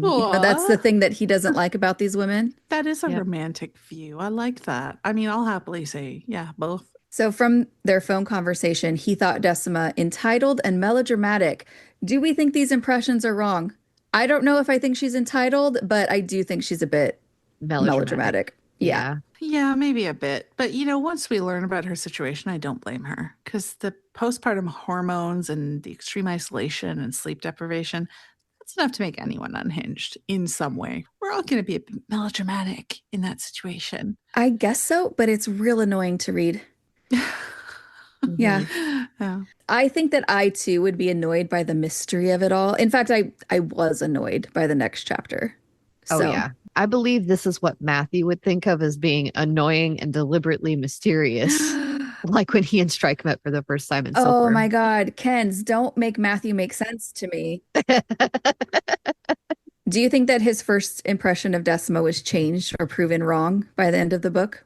I think that by the end of the book, he might have a bit more sympathy for her, but neither Strike nor Robin ever really get to know Decima. They don't really have strong feelings or motives about her as a person. Coming off of Silkworm with Leonora and The Running Grave with Sir Colin, it's a big change. I think that in this book, the case, it's not about Decima. She's just a gateway into the Silver Vault mystery. The case is about the men. Yeah, the emotional connection we get in this book is with those victims, not Decima. And it's interesting to do it that way because it's realistic. Strike and Robin are not always going to have this connection with the client. That would feel forced if it was like that every single time. That's true. I do feel like, though, there's still a bit of a tie in here with her name as far as how her importance in this whole thing. Because I remember we talked about this briefly before the book came out, because the fate Decima or Lachesis in Greek mythology not only measured people's lifespans, but also helped determine their destiny. And you could say that this Silver Vault case with Decima helps set Strike and Robin's destiny in motion. It sure does. Ah, it does. The chapter ends with Strike following a sign to Delamore Lodge, which I'm assuming is a made up address in Kent. Delamore means of the pond or of the pool, which goes well along with Yule, meaning river source. Any symbolism thoughts there? Not really. The name made me think of Della Wynne. And then I was like, ooh, more Della? Oh, Delamore. Della Oh Wynne. my Yeah, Della gosh. Moore, right? More Della. More Stop. Della. I I could mean, not the understand two. what you meant by that. I was, And Strike thinks that Decima's being deliberately blind. Okay. I don't know. That's not okay. anything. Should we save you by going to chapter 2? Let's do that. Okay, in this chapter, Strike interviews Decima Mullins. And the epigraph, I have lost him, for he does not come, and I sit stupidly. O heaven, break up this worse than anguish, this mad apathy, by any means or any messenger. And that is from Act 3, Scene 2 of A Blot in the Scutcheon from Bells and Pomegranates #5 by Robert Browning. That is a name. I know. I think this one is pretty straightforward and very appropriate and very sad. Poor Decima. She lost him. It's worse than anguish. She wants it to be over well, not necessarily by any means, because she has a pretty specific means specific in mind. idea. Yeah. Mhm. But okay, Yeah. so we immediately get a counter to Strike's impression of Decima by the house not being what he expected. Delamore Lodge was a small, run-down dwelling of dark stone that resembled an abandoned chapel set in a wild garden that looked as though it hadn't been touched in years. It cracks me up because one might assume that seeing Decima is not living in this expensive grand home might endear her to him because we know that he's got a thing about people with money. But then also he hates disorderly and untidy people. So either way, she's screwed in his mind. Absolutely. Yeah, there's nothing endearing Decima to Strike in this situation at all. No. It's funny to me. So the initial description of Decima being a bit unkempt, I could not relate to this more, given that she's just had a baby. I was a hot mess and wasn't doing it alone or dealing with that amount of stress. So yeah. I can only imagine how stressed out and tired poor Decima must be because she's got no one there to take over, like when she's tired or she's hungry or is all touched out. Shout out to those single moms. Yeah, I can't imagine. This next bit, it made me laugh out loud, actually, when I was reading it, and also kind of roll my eyes at Shrike at the same time. But it's one of those things that's so funny to me because I know that J.K. Rowling does not listen to us, but for us to talk so much about how we like it when Strike shows his ID to women, to then have him get annoyed at Decima for asking was so funny to me. Yeah, when I first read this, I was like, Strike, this isn't like you. And it made me wonder whether all those previous scenes where we'd loved it were actually more about him sort of proactively demonstrating he was super trustworthy as an investigation tactic, or if he maybe saw those women as more vulnerable than Decima somehow.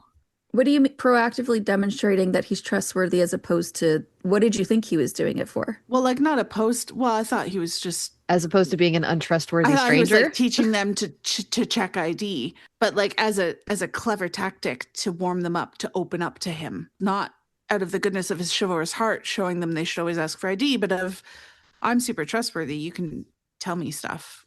Oh, well, all of the above. Yeah, it makes sense. I think as a large man, he probably definitely does want to proactively demonstrate that he's safe. It's smart detectiving. To defend him some, this is not the same thing as him just showing up unannounced at Edna's house in Silkworm. Yeah, it's a planned appointment. And also, he's more well-known now. The fact that he registers that Decima got his name right, it indicates that she's looked him up, she knows about him. On the other hand, he probably does look a little different because he probably doesn't have the beard that he has in all the pictures that Decima would have seen. You know, that just reminds me, we really need to get an update on Strike's internal question about whether or not Robin likes men with beards. I'm still waiting for it. Wishlist, book 9. But this is just one of those things where the man is allowed inside annoyed, unfair thoughts. We all have them when we're in a low mood. It's whether or not we act on those thoughts. And of course, he doesn't act on it. Of course, he shows her his ID. The poor man's just cranky because he doesn't have his Robin. And now he's also standing there getting rained on. The next few paragraphs where Strike is judging the mess, his disapproval showing on his face before she explains the situation. It was funny, but of course, 100% free pass for me because she's got a baby all by herself. I know that Strike doesn't yet know she's given birth, but even so, like my hackles are raised on her behalf. This woman has more important things to do than tidy the umbrellas or dye her roots. No hackles were raised because he has no idea. But yeah, she's had a baby. She's all alone. He's lucky that she didn't make him do the dishes. Right? You know?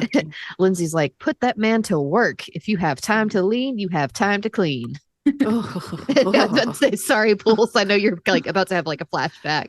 Oh, flashbacks. The number of Fervor times I heard days. that. You know, given that Decima's a chef, she has definitely said those exact words before many, many times. I want to talk about this roast that's going on in Strike's head when he says, possibly Strike thought, eyes on the red leather notebook lying on the table, his hostess was an aspiring poet. This, in his view, was a step down even from pottery. Ooh, Ouch. ouch. Aspiring potters and tortured poets everywhere are cringing. I just want to know what Strike has against poets, against potters, against aviators. At least we now know where he ranks the sort of art hobbies. So poetry below pottery. Pottery's fun. I want to see him get on a wheel. Maybe he has been biased against it by Mrs. Hook being annoying in book one. I think what he Mrs. needs is Hook. like that scene from Ghost. No, there's no ghosting allowed in this pottery class. I'm still offended that he doesn't like. I like my aviator sunglasses, and now I feel self-conscious wearing them because Strike doesn't like Strike them. is judging you. I The know, fictional but why? 42-year-old man is judging you from the pages of this book. I know. Anyway, back to Decima. I can't really call this a clue or anything, but here's a setup. When it's talking about her appearance, it says that she has a flat, round face, and it has to be pointed out because when Rupert is first described, he also has similar features. So a very early setup for the big reveal. I feel like such a dumbass for not seeing this the first time. How would you see it? She literally had a DNA emoji in her tweet about the book. It's genetics. Well, and here we were thinking it just had to do with the body in the vault. Yeah. Ah, secret siblings. Damn it. And by the way, I just want to say this. He's not noticing her appearance and how disheveled she is for nothing. The next paragraph literally says this when she seems like she doesn't know where things are in the house. He's not looking at this woman and saying, oh, she could really use some mascara or something. He's not like being Dino. Yeah. The more he's talking about it, the more it seems like she could be someone who is suffering mentally and not able to take care of herself, which is the dilemma in this book with her as a client. So the stained clothing, the matted hair, I think it's just a postpartum woman who is under a huge amount of stress and not severe mental illness, but it's important to the story. And that's why he's considering those things. You mean Strike's not just being judgmental and terribly sexist? Because I think somebody needs to tell certain parts of the internet that. Oh, well, allow me. When Strike says here that there are 3 kinds of people he's unusually good at identifying on short acquaintance. So the drug addicts and the mentally ill, that's explained by childhood exposure. Because those are 2 types of people that his mother very frequently would have exposed him to in squats. For a kid Strike, being able to recognize the subtle signs of that instantly is a survival skill, right? Yeah. When Decima is opening and closing cupboards as though she kept forgetting where things are, not only is she sleep deprived, postpartum, but this isn't actually even her home. She's only just moved in recently. Justice for Decima. I think this would register to me as strange, even if I knew it wasn't her home and didn't know about the baby. It reads as not really frantic, but can't remember where you just looked. Like she's opening and closing, opening and closing.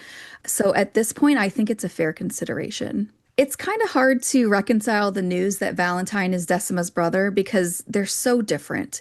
And Valentine is one of the worst non-killer people we've met in these books. Don't remind me that Valentine even exists. I'm surprised Strike didn't just get up and run once he learned that. Right. I laughed when Decima said that Strike and Valentine don't like each other much, because that is a hell of an understatement. I feel like Decima really could have presented her case better. She's argumentative, secretive. She gives weird answers. It's just really frustrating to read. I understand Strike being annoyed because I was annoyed with her in this chapter.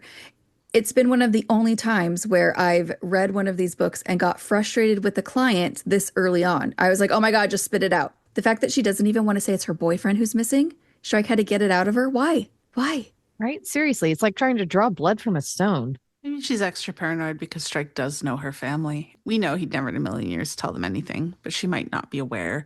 She wants him to solve her case because he's the best, obviously, but doesn't want to tell him anything about it because she's worried about people finding it out for some reason. That makes no sense. No, I know. How can he work her case if she doesn't tell him anything? I know. It's like the Chisels, though, isn't it? Because they wanted him to work the case, but refused to tell him what the blackmail was about. Yeah, and I still think Izzy is one of the most annoying people that people like. It's that old money entitlement to keeping their secrets, and they assume that the help will be able to just get it done without having to know what it is they're doing. I'm wondering if some part of her doesn't want to be judged by him because other people are judging her for having this 26-year-old boyfriend. They're thinking she's pathetic and he's abandoned her. Sure. Also, I just assume she's not thinking straight from the aforementioned everything. It's just still super annoying for me. Yeah. My patience was tested in this chapter. But One thing that I really like, though, is going through this book, I'm going to be interested in watching for some yin yang, when it comes to Decima and Rupert and Strike and Robin, because we Yeah. all laugh at Robin for the I think I know thing. But the first time we ever hear that is right here in this chapter. Strike asks Oh. Decima if she suspects that the man in the vault is someone she knows, and she says, "Yes, I think." "No," said Decima, suddenly passionate, tears appearing in her eyes. "I know it was him." That seems to be like a major thesis statement, something, some sort of fairly major idea that underpins a lot of the personal storylines. That I think I know. It can refer to Destiny's belief about Rupert, Strike's belief about things getting actually more serious with Robin and Murphy, Robin's belief that she knows Strike's just trying to manipulate her, Ryan Murphy and Martin thinking they know their girlfriends are being sneaky behind their backs. The list goes on. Decima might have been wrong when she says she knows Rupert was the one in the vault, but she was right that he loved her and that he didn't want to leave her. She did know that and was right about that. So there was a grain of certainty that was true. Like there's a grain of truth in her certainty, although misdirected. Whereas Robin is just flat out gaslighting herself into a lie. She does not know that she loves Murphy. She doesn't even think she loves him, not really. Yeah. So we find out that the body in the silver vault was found last June. That was when Robin was undercover at Chapman Farm. The body in the silver vault actually died the same day that Strike reads about Charlotte being arrested for assaulting Landon Dormer, and the evening that Robin takes that trip to the Rock and meets Lynn in the woods. Wow. While Robin was doing that, Tyler's Aw. already dead in the vault. How sad. Yeah. His body was found in the vault on Monday, June 20th. Charlotte killed herself 3 days later on the night Wow. of June the 23rd. So she'd have killed herself while that story was all over the paper, which is crazy. I just love it when timelines intersect like this across the Yeah, book. it's fun. It's so much fun. And yeah, Strike was definitely busy with other things around this time. Yep, sure He was. was very occupied. When Decima's going through the list of similarities between Rupert and the body in the vault, which aren't super convincing, I noticed something sad. Decima says Rupert had been moving out of his house on one of the days in question, and it says, "I wanted him to bring his things to my place, but he wouldn't. I didn't understand where he was putting it all." And I just think it's so sad because at that point, he already knew that they were siblings, and so he was moving out secretly and not telling her. And he was probably like pulling back from her. Yeah, And she emotional. could feel it, like, and physically. And I bet she was like, Yeah, why? the truth would have been better, bro. It would have been so much better. You don't get to decide what's best for her.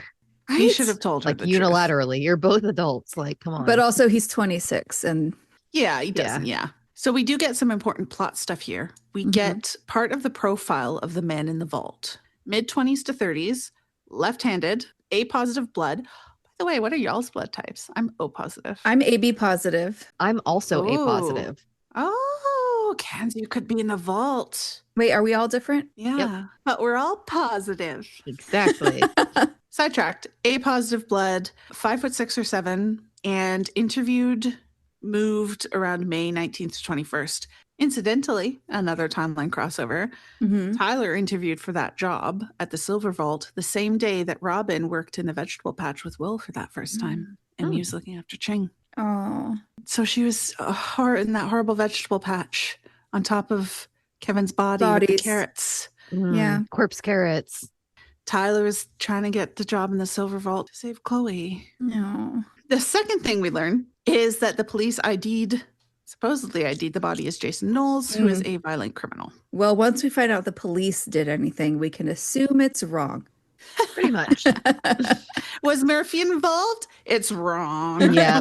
Extra Incompetence wrong. all the way down. Yeah. In my opinion, the first sign that Decima is not a Gateshead, as Strike is thinking, is the fact that she owns a restaurant. And not that a business owner can't struggle with mental health, but the level that Strike is worrying about, she's a successful business owner. I have to assume that this state that she's in is not normal for her. Yeah. And then I was just wondering, do you think that Strike would be likely to dine at the Happy Carrot? The note that it wasn't a vegan restaurant is funny because Yeah. I think that if it had been a vegan restaurant, that would have been Strike's final line. He's like, that's his final straw. Untidiness, unbrushed hair. Okay, fine. But vegan, I'm out of here. I'm out. That's Absolutely. funny. Yeah, he'd probably use the same phrase like he did to describe Hutchins' diet in Lethal White, just positively fucking punitive. You I would. forgot about Hutchins. I wonder how he's doing. Hopefully better. Hopefully, okay. Yeah. So why would you name a restaurant that's not vegan the Happy Carrot? Because that feels like a vegan restaurant to me. It just seems like weird branding. Because if I see a restaurant called the Happy Carrot, I'd be like, fucking vegan? No thanks. I'm not a rabbit. Let's go next door to Tasty Meat and Cheese. Just feels like they might be missing out on potential customers. There has to be a huge market for people who are looking for healthy dining You options. mean greasy meat and cheese isn't healthy? No. If What? if it's the That's only restaurant tragic. like that nearby, I bet it does very well. Yeah, you're right. Like healthy, Yeah. organic, grass-fed, whatever. Big right Yeah. now. Very good. Maybe the name is just giving Veggie Tales for me. Well, I love Veggie Tales. So Yeah. I don't think I've ever seen I know of Veggie Tales vaguely. my favorite is Rack Shack Yeah. and Benny. It's my Yeah. favorite jam. I think that's the one that has the I Love My Lips song. If my lips ever left my mouth, pack the bag and headed south. That'd be too bad. I'd be so sad. Yeah. So good. Anyway, can we talk about the Gates heads who are desperate to tell the detectives that they're being spied on by domestic appliances? Because that's not crazy. Oh Okay. no. We are being spied on by our devices, our smart home shit all the time. Here We are we under go. constant surveillance. This is Here we Big Brother go. now. Gates head alert. This is not fucking crazy. This is reality. I have never gotten more ads for vacations to Italy and IVF centers than I have after Exactly. reading and discussing this book. It knows what you're typing. It knows what you're saying. Your toaster's fucking, it's registering your toast data and it's selling your toast data to Big Toast, you know? And some people might not find that invasive, but I don't want them knowing my bread habits. I don't know what to say to that. I'm sure there is a smart toaster out there. I literally don't care if someone knows that I like toast at level 3. But where's the line, you know? Look at these fucking smart toasters. Also, stop making everything screens. Put dials back on stuff. Yep. That's a good story, Grandma. Yeah. Anyway, let's move on from that Gates head It's territory. reality, Lindsay. It's reality. Okay, I'm not concerned. You should be. Anyway, Strike finds out about the baby because he wakes up. Okay, was anyone else concerned that she did not want anyone to know she had a baby? Oh, yeah, for sure. Because, like, the immediate nagging question is why? Yeah, Yeah, did you yeah. kidnap it? She's like, I could show you the papers. I'm like, now I think those are definitely forged. Right? That's a red flag. We have to talk about this line that I found really funny, but will probably be slightly controversial because people have capital F feelings about it. When Strike turns around so she can get situated to feed the baby, it says, he tried not to visualize what was happening behind him and hoped to God she wasn't one of those women who'd happily bare their breasts in front of strangers. I'm just going to say, I'm with him on this. Wow, I'm surprised. I thought you'd be telling him to grow up. No, no way. I personally feel uncomfortable with it too, but unless Strike or I'm telling someone that they need to cover up, which I wouldn't, and I don't think Strike would either, then we're allowed to feel how we feel about it. Mm-hmm. And I think that had Decima been one of those women, he would have reverted to his favorite tactic of addressing her hairline. It's tried and He true. would have. It makes sense to me because, like, not only has he not had a whole lot of exposure to newborns and pregnancy, the last time that he did was when his mother was pregnant with and then had Switch. And you just know that Whitaker was probably kind of gross. Yeah, I just feel like it's fine to not be comfortable with it. Mm-hmm. I know it's natural and normal, but so are farts, and some of us are not comfortable with that. Some of So, us, she some says. of us, so who cares as long as he's not being rude to women for it? I have to commend the effort that you make to antagonize fools with farts, let's see, because it's delightful. For the record, I only antagonize her with the words. Oh, man, I'm going to have to tell UPS to cancel that secret delivery of Lindsay's Ode to Lambuna then. Oh my God. I'm sorry. I'm sorry. When did this become pile on pools? I didn't even say anything. I didn't say anything. You don't even have to say anything anymore. The jokes just come so naturally, just like a fart. So rude.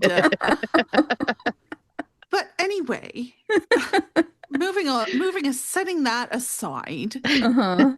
Strike's reaction to the breastfeeding doesn't seem out of character to me. No, of course. He's a man. He's ex-army. He's in his 40s. He doesn't have kids. He doesn't exactly spend time around kids or new moms. Squeamishness and not wanting to watch seems in character. It reminds me of a bit of the narration when Ilsa fed Benji at the beginning of The Running Grave, when it said, as she came from a farming family, Robin was unfazed by the snuffling noises the baby was making. Strike would have found them vaguely indecent. Robin, no Strike. He absolutely would have. But I think that the breastfeeding in this chapter with Decima's whimper of pain and stuff like Martin talking about the trouble that Carmen's having with her episiotomy and bleeding nipples later, and the physical damage and pain that Robin has with her ectopic pregnancy, and her specifically telling Ryan all the shit she'd have to go through to freeze her eggs and do IVF. I like that throughout the book, there are these moments that emphasize the physical reality and dangers that women face in getting pregnant or giving birth or as a consequence of sexual violence. Like we're embodied. Our female bodies are vulnerable in these specific ways. It's nice that J.K. puts that in unvarnished. This is a reality. We know that J.K. Rowling likes to play with these kinds of perspectives that are just different in men and women. I think I'm just coming from a place of it, like, even as a woman and mother, I think it's okay for someone to be uncomfortable as long as you're not projecting that onto the women. Mm-hmm. The other funny line is when Decima says he can't tell anyone about Lion, and it says Strike, who was fairly sure she just told him her son's name was Lion, which didn't strengthen his reliance on her mental health. Again, I'm with him. I'm with him. Yep. God, you thought Fizzy, Flopsy, Pringle, and Pong from Lethal White were bad. Those are nicknames, right? They are, but still. Okay. Lion is like a legal name. But that's right up there with Gwyneth Paltrow's kid, Apple. Yeah, Apple is less weird. This is my new baby elephant. Oh my God, isn't Lion actually used as Danny's porn name later in the book? Danny DeLion. Lion? Danny DeLion. Oh, that's bad. And then also, just since we're talking about funny lines, when Decima's talking about her connection to Rupert, and it says, it's like we've recognized each other as though we've known each other. Don't say in a previous life. In a previous life. That was so funny. I love Strike. But that's also a connection to the whole sibling thing as well. Yeah, of course. Yeah. Clue. Yeah. Can we take a little bit of a time out here to talk about something else? Because as Decima is sobbing and Strike correctly guesses that the missing man is the baby's father, he does the math about their age gap. Okay. Which, by the way, is another parallel to Strike and Robin. But he thinks about Jeff Whitaker. And we get a whole paragraph here about Whitaker marrying Leda for the money and that Strike believed he had killed her. Oh. I know I'm probably delusional, fine, but I am so convinced of our theory right now. You know, the book talks about this child support money twice. Yes. The first time is connecting it with Whitaker here. And then the next time it connects it with Gillespie. And you know what? Book 8 would be the perfect time to bring this stuff back up if we're getting that revelation in the last two books. No. I'm with you on this one. And the mention of these two men, they're so far apart in the book that no one's going to suspect that they were working together or put it together, but they were. Yes. Yeah, totally. This just convinces me we are for sure going to hear the truth about Leda's death. Because, like, why bring it up again? Otherwise, it's Chekhov's heroin needle and money bags, you know? Hang those on the wall. There was one person who sent in for the listener questions that they believed that Leda did unintentionally overdose. And I know there's a small section of people who believe that. But Joe has said very specifically that Leda was murdered and the person who killed her was never convicted. So there's something more there. She did say that. She did say the word murdered in an interview. Murdered. Yeah. And then, okay, also to jump ahead a little, when Decima starts talking about the drug dealer who was after Rupert, it was his roommate Zach's drug debt. But the dealer was going after Rupert because he thought he had money. And Decima says there's hardly anything left in his trust fund. He could barely cover all the outstanding bills Zach left him with because his aunt and uncle used nearly all the money left by Rupert's parents to send him to boarding school. So if I'm right to make these connections, it's interesting that Rupert had money left from his parents that somebody else used and now the account is drained. Maybe it's foreshadowing about Strike's money that should be his, that somebody, Gillespie, you know? You know? That's a very interesting connection you've made there. I really like that. Mm-hmm. I love this. And Strike could, being on better terms with Rokeby, decide, hey, maybe I can take that little nest egg to buy that flat for Robin and make it really over I the top, know. as I do. And then, oops, Gillespie's no longer employed to cover up his tracks Yeah. when he's gone. When Decima gave Rupert's full name, which is Rupert Peterborough, Peterborough. Peterborough. Rupert Peter Bernard Christian Fleetwood, my first thought was Albus Percival Wulfric Brian. I can't say either name. You know what I mean. Albus Percival Wulfric Brian Dumbledore. That was my exact same thought on a first read. And Yeah, it's always the Brian in Dumbledore's name that cracks me up. always. It would Brian. be like if Rupert was Rupert Peter Bernard Rumpelstiltskin Fleetwood, you Hmm. know? Exactly. Just throwing in a fun name, for Yeah. fun. We hear the story of how his parents died. They died the same way as the parents in Jumanji died, right? A What? skiing accident, and then they went to live with their aunt. Was it actually a skiing accident in Jumanji? Yeah. I thought that they were just driving like on their way to the skiing vacation. Roads are much more dangerous statistically than skiing. Yeah, I just assume if I got on a ski, I'd assume I'd immediately die. I did some skiing as a kid. I did actually really enjoy it. This is, I think, the only outdoor activity I've ever heard of. Oh, my parents made me do it. I Naturally. was dragged. I was dragged. Only done with force. Yeah, it was fun. And the chalet had the best Caesar salad. It was really the best part. But the actual skiing was fun. You know where I bet has a really good Caesar salad? The Happy Carrot. Probably. I hope so. Anyway, things are not looking so great for Rupert when we learn that not only was a drug dealer after him, but he also had his potential father-in-law slash father calling the police on him for stealing his silver. So I just think that Rupert kind of looks a bit shady here in the beginning, right? And he's really not, which is a good comparison to Strike, who to some outsiders in this book and to Robin looks a little shady at some points, that happens to him too. And Strike is absolutely ready to believe the worst of Rupert here, possibly because he sees so much of the worst every day. Just like Robin. The tables do indeed turn for Strike later on this. Poor guy. There are actually false accusations in this book, but there are a lot of very real predators too. And when women have perfectly reasonable fears of male violence, we get called like nasty and mean and told not to judge. But then we give men the benefit of the doubt and we get burned. We're called idiots and we should have known better. It's going to be an interesting journey exploring all these men. It's an interesting aspect of this book and this topic because while that's true, it doesn't mean that there aren't also consequences for men who have been falsely accused and don't deserve it, not just in this book, but in real life. So I think that's what the book is presenting. It's an issue that deserves a place in the conversation. Well, we will be having the conversation. We have to. It's in the book. Mm-hmm. So. She sounds so upset about it. It's in the book. By the time Decima explains that she last saw Rupert and she's now explained a little more. I was more willing to entertain the idea that this body was Rupert than I was before the book came out, The connection with the silver Neff, he might have been looking to sell it. It was making more sense to me. And we instantly knew what she meant when she said Neff. Because We we sure had done our did. research. Mhm. Everyone who follows these Twitter things knows. Yeah. Knew instantly what Decima's talking about. So no need for the clarifying question, Strike. We are on top of this. I was like, oh, the Neff. Enough. I know what Enough. that is. I felt really sorry for Decima this whole time because she's been judged and shamed and for this relationship. And deep down, she's afraid that they all might have been right and that she was being taken advantage of. She's desperate to prove to everyone else and also to herself that this was real. She wasn't a fool. I kind of wanted it at this point to be Rupert in the vault just so she would know he did love her, honestly. Sorry, Rupert. I feel like I was so frustrated by her being cagey that it made it harder for me to feel this way. But yeah. Okay, so here we get another connection to Robin from Decima when Strike thinks about how Decima's the first person who wanted assurance that their loved one is dead.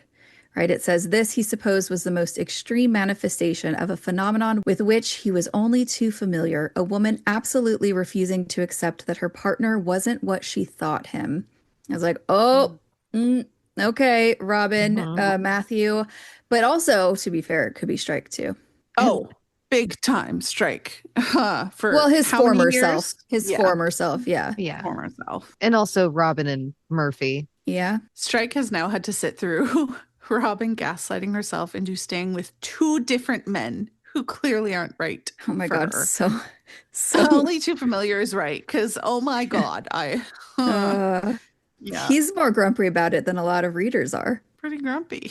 When Decima says that the last time she spoke to Rupert, they'd argued and he'd refused to give the Neff back, that's because he didn't have it anymore, right? He'd already given it to Mama Berserko.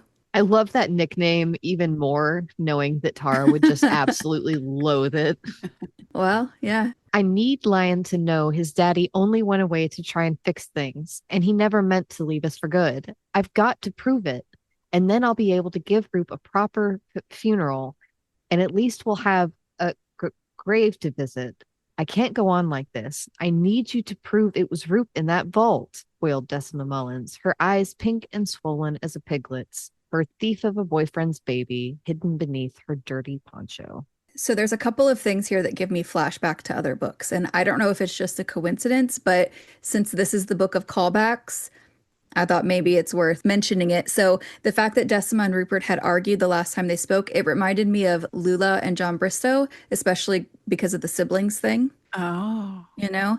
And then the final paragraph where it talks about Decima's eyes being pink and swollen like a piglet, weren't there descriptions in the Running Grave where people had pig-like connection stuff with the pigs? I feel like I there think might have there been. was somebody who was described as pig-like somehow. I think one of them, what's that guy's name who was in jail who helped Abigail? Jordan Sweeney. Jordan Rainey. Fuck, I was Yeah, so yeah. close. So close. Close. All right, chapter 3. Chapter 3. We got some interesting stuff in here. In this chapter, Robin is in the hospital. And the epigraph, too suddenly, thou tellest such a loss. And that's Merope, A Tragedy by Matthew Arnold. I want to be like, by Matthew. Matthew. Matthew fucking Arnold. The idea of a sudden loss. This one is so sudden that she didn't even know it existed. And not just the sudden loss of the baby, but of a larger idea. The choice she thought she had, turns out she doesn't. Yeah. And I think that's the bigger loss for her is just, That is 100%. not that I don't even think she wanted kids. No. It's just that now the choice was taken away from her. Yeah, that's what's really killing her. That man did that to her. Yeah. Mm-hmm. Also, can't say Merope without thinking of the Gaunts. Right? We're going to get the Gaunts, you guys. I'm so excited. Oh, so good. Oh, In like 10 years, we're going to see the Gaunts. Can't wait. Can't wait. This chapter was when I really started having reading problems because of my stress. We're three Chapter chapters 3. in. When I tell you the way I misread certain things in this first paragraph, Oh no. it was like my brain checked out as soon as I saw Robin had lied. Just gone. It went into freak out mode, especially when it says that she wanted as few people to know as possible. I was gone. I was so no. stressed. I had a really interesting experience reading this for the first time because Interesting or terrible? both. We'll say a healthy mixture of both. Because this was when the German sample had come out, and I know precisely zero German, but know enough similar languages that I could sort of make out what was going on, like very vaguely. Mm. But I remember having this sinking feeling in my stomach that this had something to do with pregnancy. That and a pretty hefty amount of embarrassment because our predictions episode, where I swore up and down Robin calling out sick had nothing to do with pregnancy, had literally like just come out a day or so before. I think the penny dropped for me when Robin said, "Oh," when the doctor talks about her other fallopian tube. And then I had to go back and translate everything into English to know for sure what exactly was going on. Which, by the way, while it was an interesting experience, not something I want to repeat for books 9 or 10. No. Because reading something that was written in English, translated into German, and then translated back into English by Google Translate is what I would call not great. I am so profoundly glad that I had the willpower to just wait and read it properly in English the first time. I would have not had a happy time with that whole garbled translation thing. Yeah, because same. sometimes it would choose different words, and different words have different contexts and I connotations. I knew I was not going to enjoy that. Thank you, Pulse, for the occasional lecture about You're that. That welcome. helped You're me. It welcome. helps me keep my resolve. Yeah. Felt very strongly. Yeah, you sure did. And Rachel. Yeah, my first thought reading this was also how incredibly embarrassing that predictions episode was now going to be. It's like egg, meat face, foot in mouth. But in fairness, Mhm. an ectopic pregnancy is a totally different twist to a pregnancy plot. It's not the Agreed. same situation.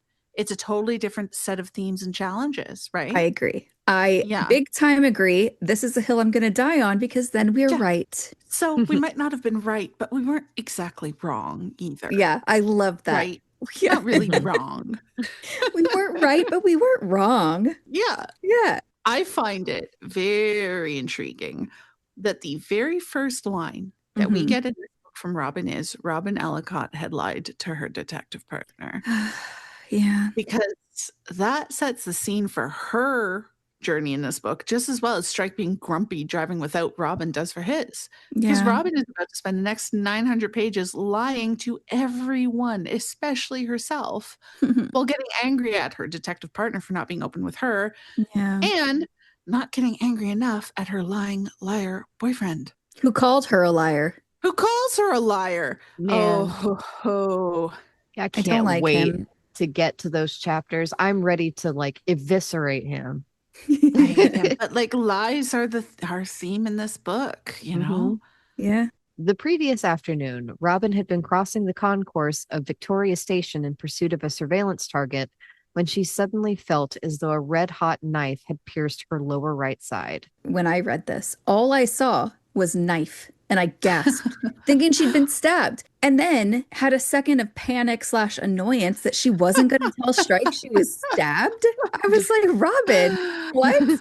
Yeah, God, if she had been, he would have absolutely lost his mind. I was like, how is this book opening up with Robin getting stabbed? Like, man, to talk about coming out swinging. She's like, you're killing Ted. We're getting Robin stabbed. Shit is going down. Yeah. Next, it says a pair of middle-aged women had hurried to her assistance and, muttering in panic about burst appendixes, had hailed a station attendant.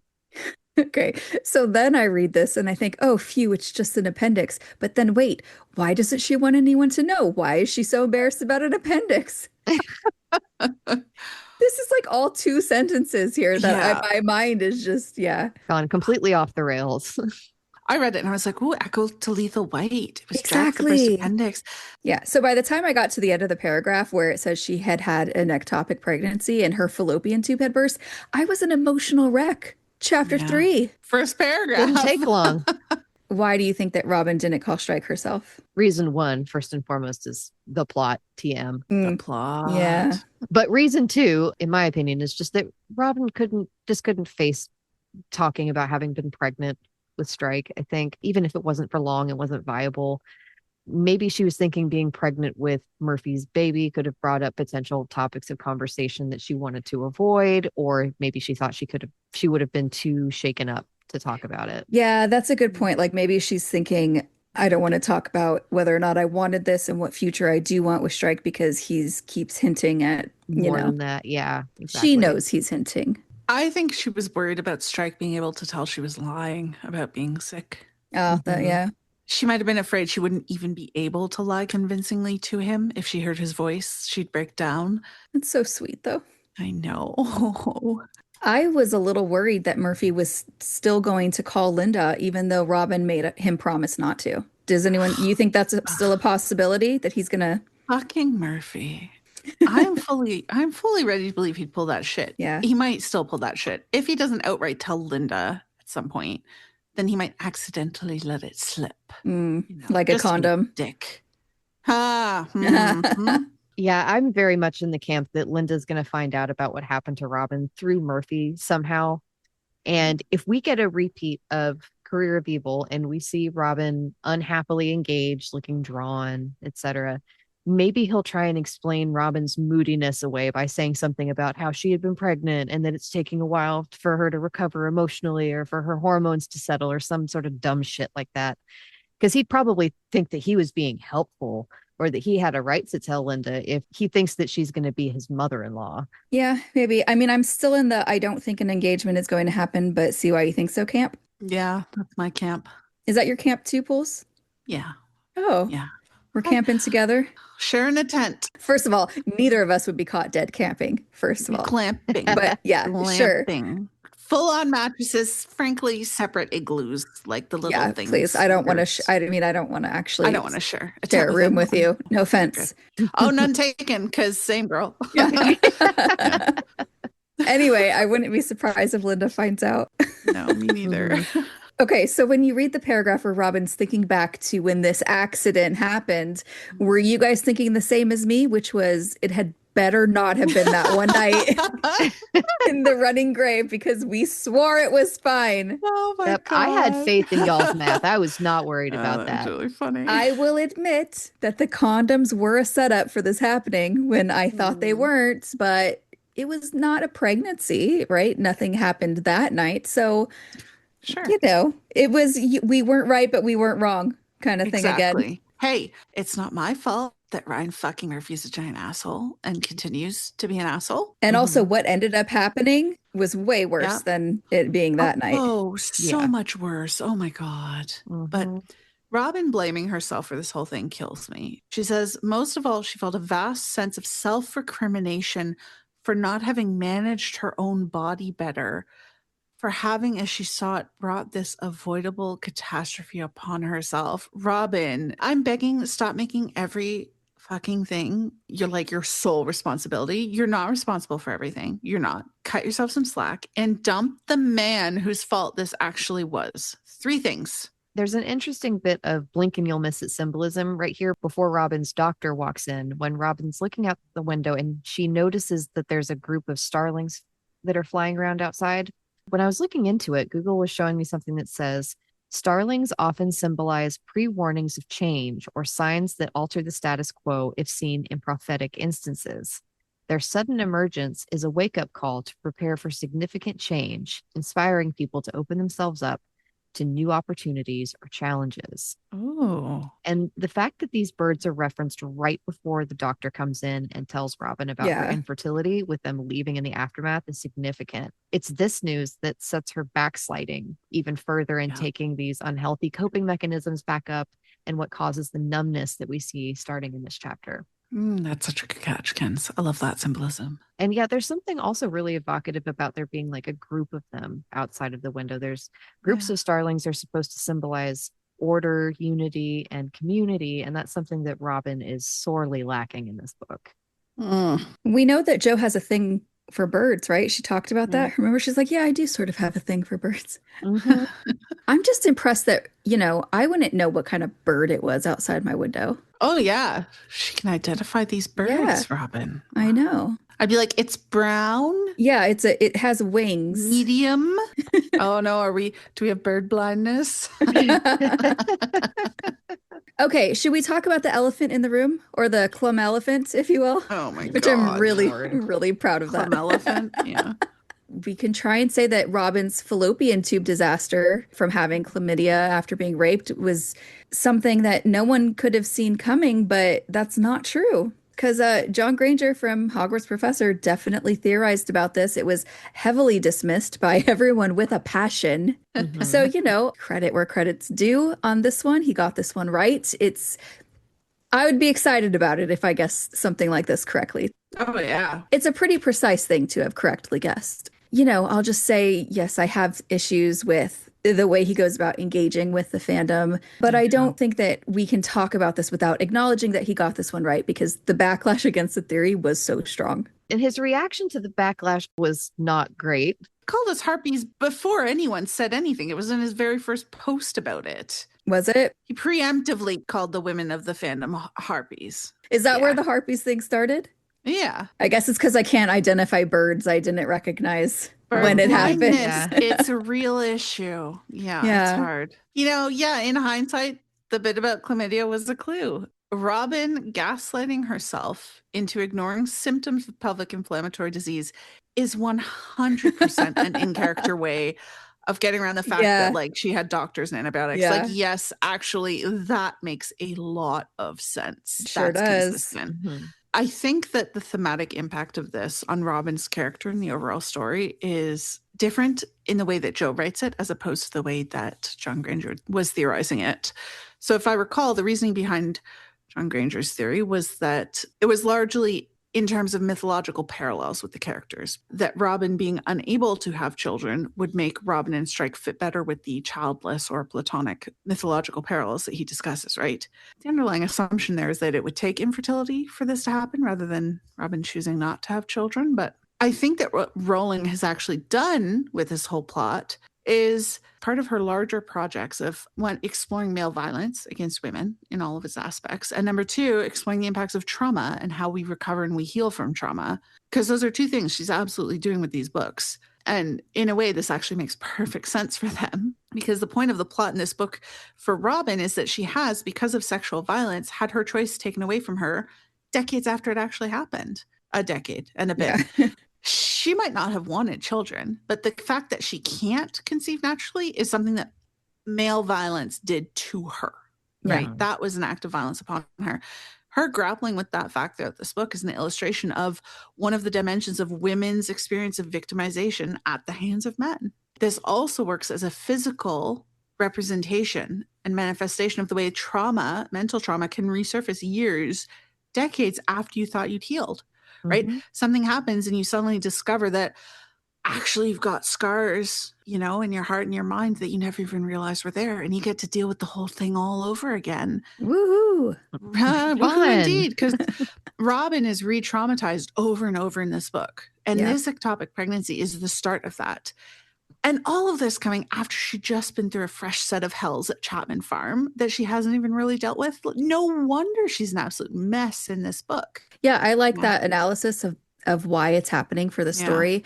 I just, in fairness, if our theory about Gillespie and Whitaker ends up being right, but we miss the details, Mhm. I'm still going to be stoked about it. So Oh, yeah, even if obviously. we have different interpretations on it, Yeah. it was a correct theory. Factually correct. Yes. Can I be honest though? Just totally Yes. honest. And please remember that Robin is a fictional person, okay? Yeah. So I would never say this about a real person, but there's a No. part of me that was really relieved to hear that she couldn't conceive, because I'm just so over Oh the my Robin God. getting pregnant theories. 100% same. I'm just so relieved that this pregnancy thing was immediately squashed the first time we even see Robin in the book, and Murphy sabotaging a condom wasn't something else that I was going to have to worry about in the book. Like, it already happened. It's over. Yeah. You're like, chapter 3. Oh, thanks, Joe, for dealing with that worst case scenario right off the bat. Mhm. We have nothing else now to worry about for the Nothing. rest of the book. It's going to be smooth Smooth sailing. sailing, we said like dummies while Joe was over there laughing evilly into her tea. Part of me wonders why they didn't try and take out the other tube if Hmm. another ectopic pregnancy would be just as life-threatening as this one. Well, You I know? would think that that would be definitely a good thing to do. But I think removing her other fallopian tube without her knowledge or consent would be a pretty huge violation of like medical ethics. I know, but it just seems like the smart thing to do. Yeah, but it needs to be her smart thing Well, I know, to but do. still. Yeah. It would be a pretty good decision, I think, although I don't know medically what all of the impacts of it would be, but I don't think it was a priority decision for her to make in this book. I don't mean that she should have gone and gotten it done. I was just like, No, man, they're she already should in there. It would have probably been should in the nice. future. Well, no, they can't do that.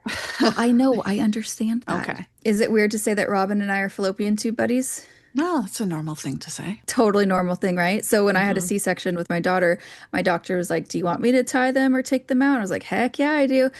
So they took one out, but they couldn't get the other one out because they're scarring for some reason. I don't know why. Oh my God. So I have one taken out and one with scarring, just like Robin. We're Wow. twinsies, yeah. Oh my God. She said one. I'm not about to compare it to Strike losing one of his Leg. legs. She lost the fallopian tube and he lost the leg. Christ. Oh my God. I'm not saying that. I did not say that. I think you did. Not a parallel. As a side note, I'm very impressed that Robin was able to remember the next time she took antibiotics from like Right? 12, 13 years ago. Right. Maybe people should start calling her the amazing memory woman. I could have never. I'd have been like, antibiotics? I've never heard of those. I don't know what they are. I don't know what I ate for lunch last week. Don't ask me these questions, dude. How am I supposed to know this? A couple things here that we'll probably talk about in more detail at another time, but the surgeon mentions freezing her eggs if she wants children and being careful with contraception so that this doesn't happen again. I don't think she's going to freeze her eggs. We could talk about that later. If we did a quick vote, where do you guys stand? I don't think she's going to. It sounds way too time and effort intensive of a procedure for her to commit to doing with somebody that she doesn't really want to have kids with. If Mhm. she did choose to freeze her eggs, though, I feel like it'd be after her and Murphy have broken up as her own choice. Yeah, I like that better. I don't think she will either. It's a lot. This warning about being careful with contraception, it sounds a bit ominous because it could be life-threatening, right? Mm-hmm. I think that the Mm-hmm. payoff for this is that Strike's going to get a vasectomy eventually. Snip, snap. Snip, snap. Snap, snap, snap. Snip, snap. Do you have any idea the He toll won't two have three. vasectomies have on a man? I really hope there's nothing darker to come here with the whole doctor's warning thing, but I'm not entirely unconvinced there won't be. There's just something about it that feels maybe it's something we should worry about. What do you think it would be, though? Because as much as I hate Murphy, I don't think he'd try to pregnancy trap her again now that he knows it could kill her. Well, one would fucking hope. We would exactly. That's where I'm coming up I short, try to unless murder things her. get even darker. But I don't know. There's something about it that's just saying, pay attention to me. I think it's going to pay off with Strike. Preemptive vasectomy along with his preemptive flat. Yeah. He's like, Except I'm Robin will ready. be like, who's he having sex with that he needs a vasectomy? And who is he moving in with? Could you imagine, okay, if they're not even together yet because whatever's happening, but Strike is Oh like my just God. fully open and honest, and he's like, "Look, Get a vasectomy. I know that this is danger, so I'm going to do this." Robin would die on the spot just because he's openly talking about having sex with her. Yeah. It would just kill her on the like she would just die.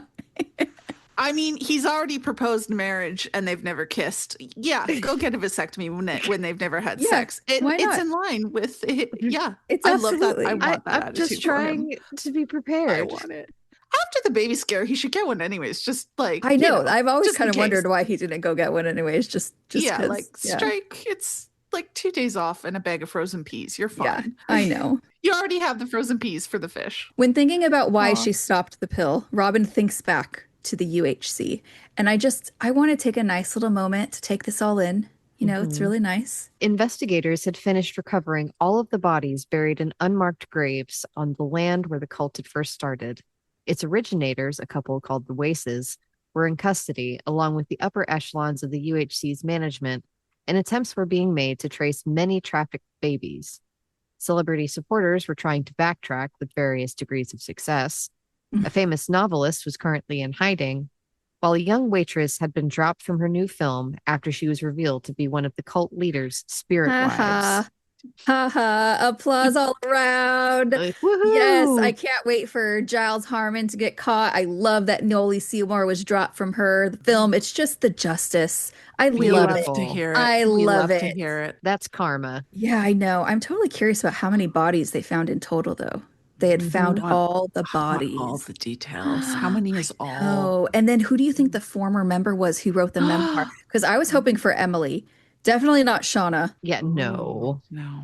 I feel like maybe it was someone who'd just done a lot of journaling as therapy and could easily edit it into a memoir, or someone who'd already written a memoir but hadn't got any interest. Because I feel like 2 months is so fast to write a whole book. But Like, it's so how? fast. How would they have written one if they just got Well, no, ex-members, not okay. someone who's just gotten out, but someone like Flora maybe could write a memoir. Okay. Not her specifically, but any ex-member. 2 months is really fast to write a whole book. Well, could I have. am also a remarkably slow writer, though. I guess the manuscript of Kevin Pierbright's memoir never turned up. Did Abigail steal it? Am I remembering that? I don't know. Well, maybe they found it again. Yeah, if Sir Colin had gotten someone to publish it posthumously and given the proceeds to Emily. I would just like it for Emily because, you know. Yeah, I would like that too. But if it had been someone who'd been in the cult since they were a child, I feel like they'd need a ghostwriter. Because, Yeah, like, she can get some help. yeah, Emily could get some help. Let's headcanon that, Emily. Yeah, there's quite a few paragraphs here about the UHC. It's really setting it up to show how hard this has been for Robin. And thankfully, she didn't have to testify. You know, but the constant news coverage, her name being associated with it, the person hounding her on the street who got chased off by Midge, Ha! she really didn't have a chance to heal from it. It's only been 5 months. It's a lot. And shout out to Mitch for having Robin's back on that. I feel so validated for loving Midge. She's great. She's got Robin's back. I take back nothing. I know. I love her for this, but I'm still upset with Midge, for making that comment about Robin trying to pull the night that Strike and Madeline met, because she helped set all of that shit in motion. Damn it, Midge. And occasionally censor yourself, possibly. And she gossiped again to Robin, asking if there's anything going on between Strike and Kim, which also messed with Robin's head. She needs to stop the gossiping. She needs to learn to occasionally have My a fucking God. filter. Or get a clue. No, she needs to use her gossip for good. Yeah, she has no clue about Strike and Robin. She can't see it, and she's messing it up. But I'm not at all surprised either that Robin's been struggling with this. I think that after she got out of Chapman Farm for the whole back half of the Running Grave, she was basically running off of rage and the drive to get justice. Bringing down the UHC was her sole focus. Once she's done that, all the shit she'd experienced there that she put aside to focus on the job was still there. And getting justice helps in healing, but it's not going to do the job all on its own. And her just saying, I'm fine, I'm fine, I'm fine, I'm fine, does not equal healing and processing your trauma. I will say, though, I think so much of this is just, it depends on what Jo wants to do, right? Yeah. Because if Robin had been fine after the UHC, then we would have been arguing, well, yeah, she got the justice she needed. She worked it out. She's fine. Some of these things we can theorize on and we can guess, but we won't know until we know what Jo wants to do and what her plan is. We could have argued this either way. Yeah. But yeah, Robin's also beating herself up for not going back on the pill. I totally get her reasons if she's feeling emotionally unstable or strained and hormones on top of that. You know what? She was doing the right thing for her mental health. She was making a smart choice on that. It's having sex with Ryan fucking Murphy. That's the problem here. And that is a pretty easy to solve problem. If Easily you ask remedied. Me. Exactly. Easily remedied. I can tell her the solution right now. Yeah. We have a couple of last minute requests from listeners. Let's start with this discussion question from Lucy Fleur 7 on Instagram, who says, my question is more of a request to look into the concept of infection. I'm not sure if it was a coincidence, but Strike refers to Charlotte as an infection, and Robin thinks about the literal infection left by the rapist. I feel like there's something there. Infection, abuse, and trauma being marked and scarred literally and figuratively for both of them. I think Strike has fought his infection, but Robin is still battling hers. I think that this is going along with what Jo said about the theme of hallmarks and what marks us. So infection is one way that these things happen, but it's just all part of that theme. You know, this is a physical manifestation of that idea with Robin. Her rape has marked her in more ways than one. You know, Strike's already dealt with one of his biggest marks, which was Charlotte, but he's also starting this book with a new mark, which is Ted's death. I don't know where to go with this. I think that this is the theme that we'll be looking at in this book with what marks us, what scars us, what changes us. Next is a listener on Twitter who preferred to remain anonymous, who asked, how much does Robin coming off the pill and then getting pregnant and then back on the pill affect her psychological state of mind? I would guess that any pregnancy hormones wouldn't have helped much. And even if it's an ectopic pregnancy, the early pregnancy hormones are still there. They don't just go away. The whole thing is just a recipe for an absolute breakdown on top of everything else. I'm amazed Robin made it to the end of this book without completely crashing out. I've never had an ectopic pregnancy, so I'm not sure. And for me, the early stages of pregnancy were actually super nice, more emotionally regulated than without. So it's hard for me to say. But I mean, I also can't just say that this is all hormonal. Robin has deeply rooted issues that need to be resolved that, you know, it's not because of this. I just don't think it helps. The chapter ends with Strike calling and Robin takes a risk by answering, I'm in the camp where I wish she would have told him. What about you guys? I'd have loved for her to, but it was probably better to wait. Because he was already losing his mind over the thought of them moving in together early on, much less telling him about the pregnancy. Yeah, I know. But, you know, not surprising. They both hid pregnancy-related troubles from each other in this book. Mm-hmm. Yeah. They talk to each other about these things. There's a lot of stuff that's underneath that for them. So, yeah, all right. Fine. Well, a hell of an opening of a book. Oh my gosh. So much emotional damage already.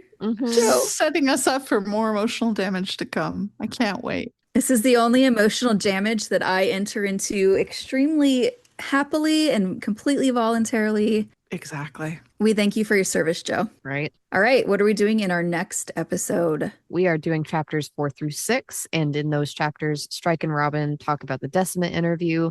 Ryan talks to Murphy about why she was in the hospital, and we meet Kim for the first time. Ugh. Boo. See you next time. That'll do it for this episode. Thank you so much for listening. If you enjoy what you've heard, don't forget to follow us on social media. We're on Twitter, Instagram, and Tumblr at the SE Files Pod. You can also contact us on our website at thesefilespod.com or email us directly at sefilespodcast@gmail.com. Thank you so much again for listening, and we hope to catch you next time for another episode of the Strike and Ellicott Files.